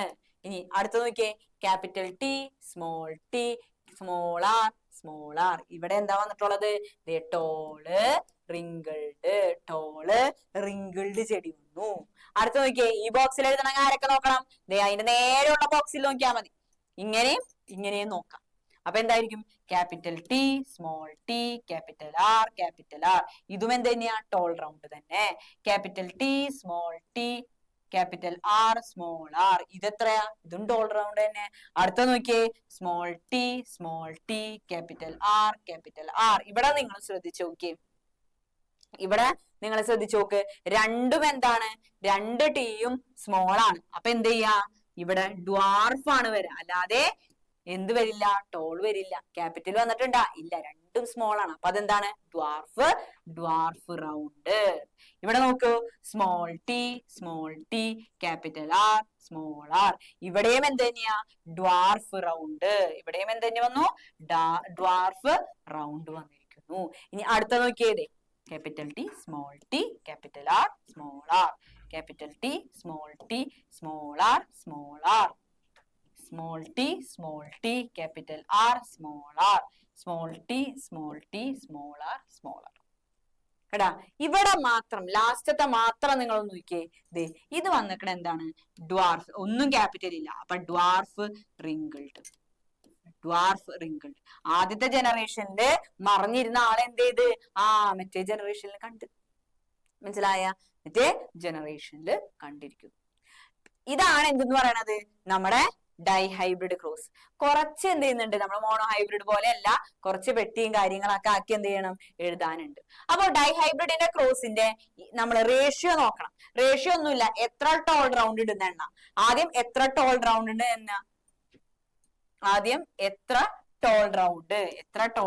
ഉണ്ടെന്ന് നമുക്ക് എണ്ണി നോക്കാം. എത്ര ടോൾ റൗണ്ട് ഉണ്ടെന്ന് വെച്ചിട്ടുണ്ടെങ്കിൽ നോക്കിയത്, എത്ര ടോൾ റൗണ്ട് ഉണ്ടെന്ന് ഒന്ന് എണ്ണി നോക്കിയേ. 1 2 3 4 5 6 7 8 9 ടോൾ റൗണ്ട് ആണ് ഉള്ളത്. ഇനി ടോൾ റൗണ്ട് കഴിഞ്ഞ് പിന്നെ വരുന്ന ക്യാരക്ടർ ഏതാണ്? Tall wrinkled. അത് എത്ര ഉണ്ട്? 1 2 ടോൾ റിങ്കിൾഡ് എവിടെ? 3. അപ്പോ 3 ടോൾ റിങ്കിൾഡ് ഉണ്ട്. 3 ടോൾ റിങ്കിൾഡ് വന്നു. അപ്പൊ 9:3. പിന്നെ കഴിഞ്ഞിട്ടില്ല നമ്മള്. ടോൾ റിങ്കിൾഡ് കഴിഞ്ഞാൽ പിന്നെ എന്താണ്? ഡ്വാർഫ് റൗണ്ട് എണ്ണി നോക്കിയേ. 1 2 3. അപ്പൊ 3 ഡ്വാർഫ് റൗണ്ട് വന്നു. ഡ്വാർഫ് റൗണ്ടും എത്ര എണ്ണം തന്നെ വരുന്നേ? 3 എണ്ണം തന്നെ. ഇനി ലാസ്റ്റത്തത് ഏതാണ്? ഡ്വാർഫ് റിങ്കിൾഡ് ആണ്. ലാസ്റ്റത്തെ എന്താണ്? Dwarf wrinkled. അത് എത്രയാണ്? 1. അപ്പൊ റേഷ്യോ എത്രയാണ്? 9:3:3:1. ഇതാണ് എന്തെന്ന് പറഞ്ഞിട്ടുണ്ടെങ്കിൽ നമ്മുടെ ഡൈഹൈബ്രിഡിന്റെ റേഷ്യോ എന്ന് പറഞ്ഞാൽ. അപ്പോ അങ്ങനെ അദ്ദേഹത്തിന് എക്സ്പെരിമെന്റ് ചെയ്ത് കിട്ടിയ കുറച്ച് പോസ്റ്റുലേറ്റ്സ് ഉണ്ട്. കൺക്ലൂഷൻ പറയാം. മോണോഹൈബ്രിഡിന്റെ കൺക്ലൂഷൻസ് എന്ന് പറഞ്ഞിട്ടുണ്ടെങ്കിൽ, മോണോഹൈബ്രിഡ് എന്നല്ല, എല്ലാത്തിന്റെയും നമ്മുടെ മെന്റലിന്റെ കൺക്ലൂഷൻസ് എന്ന് പറഞ്ഞിട്ടുണ്ടെങ്കിൽ പോസ്റ്റുലേറ്റ്സ് എന്ന് പറയും. നോക്കിയേ, അദ്ദേഹം ഒന്നാമത്തെ കാര്യം എന്താ പറഞ്ഞത്? A trait is controlled by two factors. ഒരു ട്രേറ്റിനെ കൺട്രോൾ ചെയ്യുന്നത് എന്താണ്? രണ്ട് ഫാക്ടേഴ്സുകൾ ചേർന്നിട്ടാന്ന് പറഞ്ഞു. നമ്മൾ നേരത്തെ പറഞ്ഞു അല്ലെ, ജീനുകളാണ് എന്ത് ചെയ്യണത്? കൺട്രോൾ ചെയ്യുന്നത്. ആ ജീനുകളെ അന്ന് അദ്ദേഹം വിളിച്ചത് എന്താണ്? ഫാക്ടേഴ്സ് എന്നാണ്. എന്താണ്? ഫാക്ടേഴ്സ് എന്നാണ് വിളിച്ചത്. ഇനി അടുത്ത എന്താണ്? Only one of contrasting trait is expressed in the offspring of F1 generation and other remains hidden. അതായത് F1 ജനറേഷനിൽ നമ്മൾ പറഞ്ഞു ക്യാപിറ്റലും സ്മോളും വരുമ്പോ എന്താണ്? ആ ക്യാപിറ്റൽ എക്സ്പ്രസ് ചെയ്യും, മറ്റേത് എന്ത് ചെയ്യും? ഹിഡൻ ആയിട്ടിരിക്കും എന്ന് പറഞ്ഞില്ല. അപ്പൊ എന്താണ് പറഞ്ഞിരിക്കുന്നത്? F1 ജനറേഷനിൽ ഒരെണ്ണം എന്ത് ചെയ്യും? എക്സ്പ്രസ് ചെയ്യും, ഒരെണ്ണം എന്ത് ചെയ്യും? ഹിഡൻ ആയിട്ടിരിക്കും, മറഞ്ഞിരിക്കും. ഓക്കെ. ഇനി അടുത്ത എന്താണ്? when gametes are formed, the factors that determines trait get separated without mixing. അതായത് നമ്മൾ ഗാമേറ്റ്സ് ഉണ്ടാകുമ്പോൾ, ഇവിടെ ശ്രദ്ധിച്ചേ, ഇവിടെ നോക്ക്, ഗാമേറ്റ്സ് ഫോം ചെയ്യുമ്പോൾ, ഗാമേറ്റ്സ് ഉണ്ടാകുമ്പോൾ ഈ ഫാക്ടേഴ്സ് അല്ലെങ്കിൽ ഈ അലീൽസ് എന്ത് ചെയ്യും? മിക്സ് ചെയ്ത് ഒന്നിച്ചാണോ വരുന്നത്? അല്ല, രണ്ടും എന്ത് ചെയ്യുന്നുണ്ട്? നമ്മൾ രണ്ടും വട്ടം വരച്ചില്ലേ, രണ്ടും സെപ്പറേറ്റ് ചെയ്തിട്ടാണ് പോകുന്നത്.